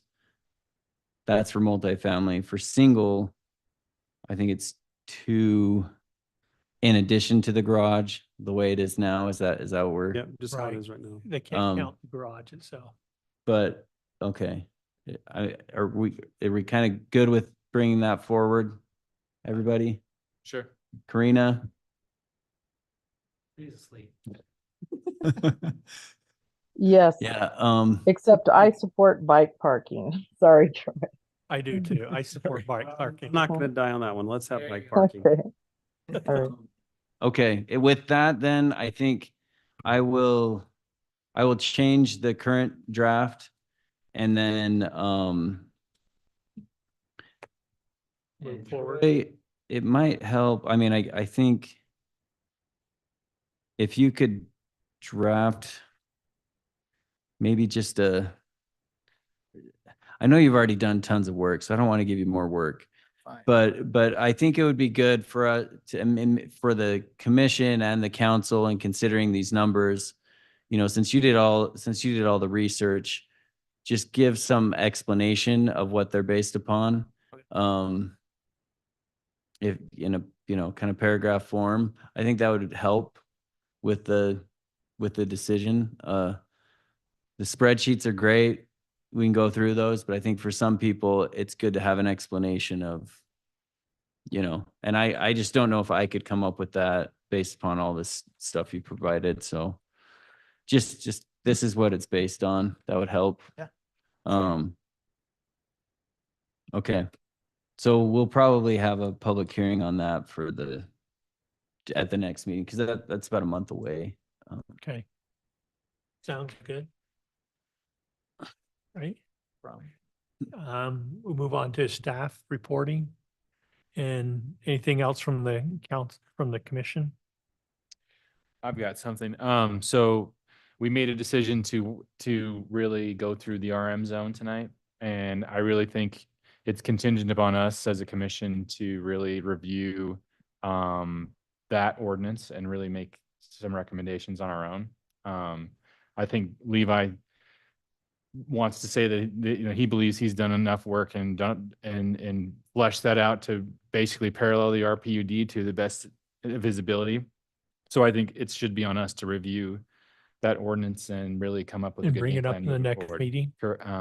Yeah, I mean, let's just go through it and obviously we got to be careful with how we communicate with each other or whatever. But I think we need to really go through that and make some good solid recommendations for next meeting. Yeah, I mean, I think if you can go through that kind of, thanks, Nick. I appreciate that. I think if you can go through that similar to what we did, and maybe it won't be as difficult as, do you remember going through the chart? Did we do that this year or last year? Was it with you This year. guys? Feels like we do it every year. But and then you came with recommendations, and that helps facilitate the discussion. If Yeah. you, and I would say staff's happy to do homework or whatever. We just need direction on, okay, look into this. Is that, it, because Setbacks for sure, right? Setbacks and height. I mean, setbacks, Backs and height restrictions. I would recommend that you come with some direction on there, because there's all different approaches to setbacks. So if you have some, hey, I think you mentioned, maybe we step it down like we do with commercial. We could mirror something like that, but I guess what I would say is we're open to doing some homework and making some changes, but we just need some direction, So if you want to come, I also think we need to self-impose a timeline on this to make sure we treat this as it needs to be. We can do it by next meeting, don't you think? Do you December think that's 12th. reasonable? Got 3 weeks to review. I think we get it on the agenda, see where Okay. we're at. Hopefully, you guys have some time to look at it, and hey, if there's things that you disagree with that need some discussion, bring it to the meeting. And Yeah. And honestly, this is just my opinion, but if is this just a zone we just need to clarify as a legitimate zone? And I think we need to approach it that way. And obviously it makes sense in certain areas, but I don't think we need to go through and say this parcel is eligible for this. I just don't know. I mean, is it a legitimate zone or not? I mean, that's I think, and that's probably something that should be discussed further when it's on the agenda. And I think we can discuss it then, but I think that's a good one to bring up. Yeah, especially We probably don't need, mix compared to probably don't need to commercial decide it right versus. now, but. right. But, I just that's- personally, I think we need to treat it that way. Is I guess what I'm saying is we should move forward with saying, is this truly even a legitimate zone? And if it is, Yeah. let's make sure and design it as we need to. There were, I will mention this, and again, it was looking at a different piece of property.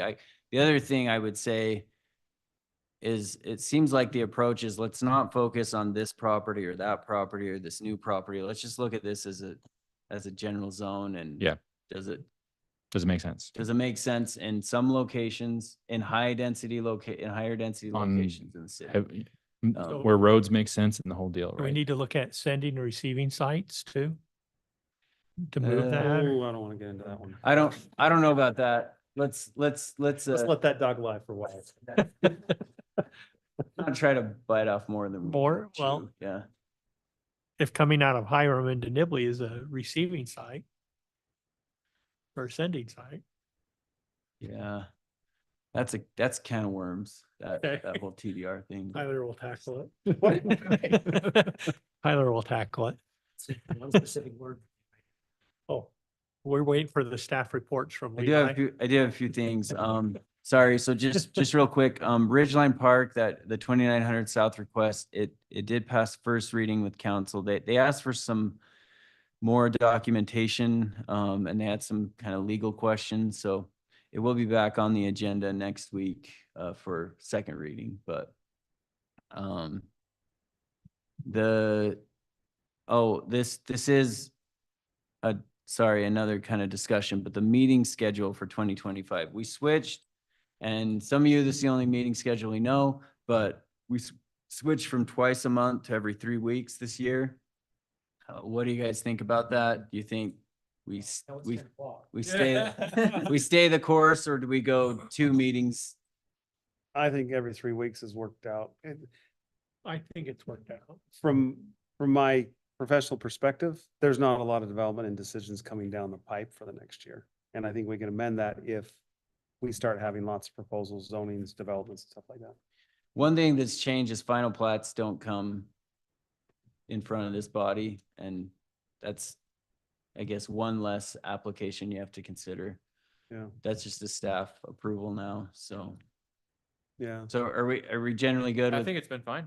I mean, I think the council will decide, but they just wanted some feedback, and Yeah. I think once that, They're gonna keep going with it once every 3? they're gonna discuss in a workshop.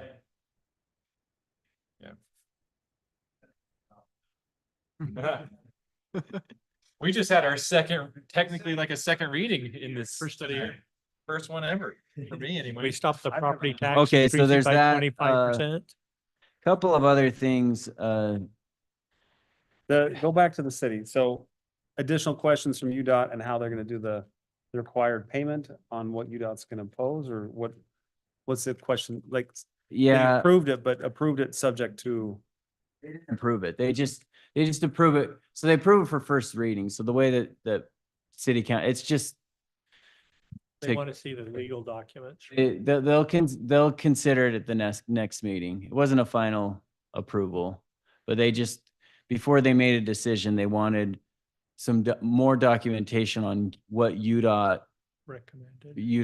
was imposing. They had some additional questions from, there were really legal questions for our attorney on how far we could push on certain requirements and things. So they just wanted to kind of look at the options and look at kind of a little bit more of the backup information of, okay, UDOT said, here's the options, but they wanted to see it in writing, exactly what UDOT said, not just secondhand, based on what we said and what. So. Looking at the ballpark of realigning the low road somehow, Yeah, but that plays into it, but that, the I don't- cost and stuff yeah, versus. right. Fix it now, it's cheaper. So,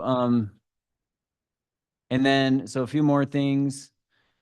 We already talked about RM zone eligibility map, so I won't bring that up again. Industrial, commercial, so up in the northwest edge of town where, Camp Saver was, where Stander is, and Mountain View Machinery, that's a commercial zone. We recently got a business license application for a machine shop within a machine shop, really. It's not an allowed use in a commercial zone, and neither is most of industrial, so I had to deny it. I guess the question is, so I told them, well, you can come in with a rezone application and we can consider it with that one property. But the question is, do we want to have a discussion about that area of town? Do we want to, if we want to retain it commercial, or we want to consider it more as industrial? It has kind of grown into an industrial area, and we've kind of worked around this commercial zone. I actually was going to do a little more research on how some of these were originally approved and what the zoning was at the time. But it was, it's primarily warehousing, some manufacturing. That's kind of primarily the characteristic of that area of town. They've got an animal hospital, and There's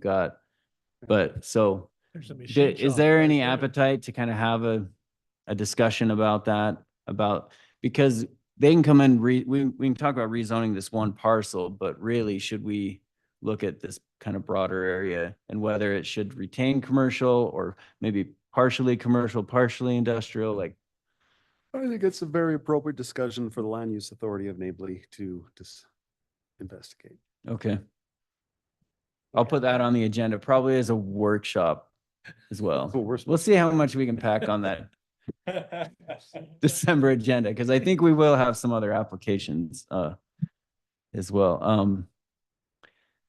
Okay, and then just real quick, the active transportation plan, it is wrapping up. We have a final draft, so that will likely be on the next agenda.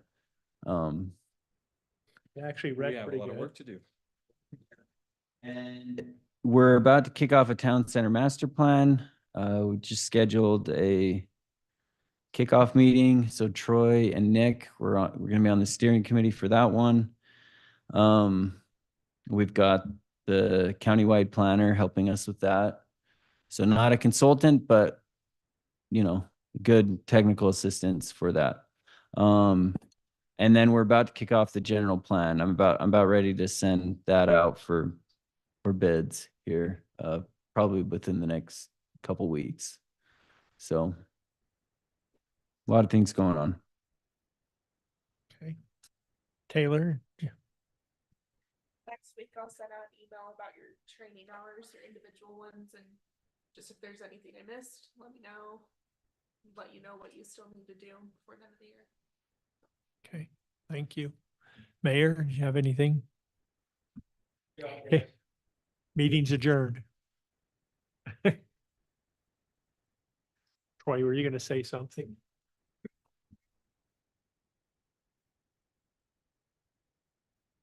Out of here.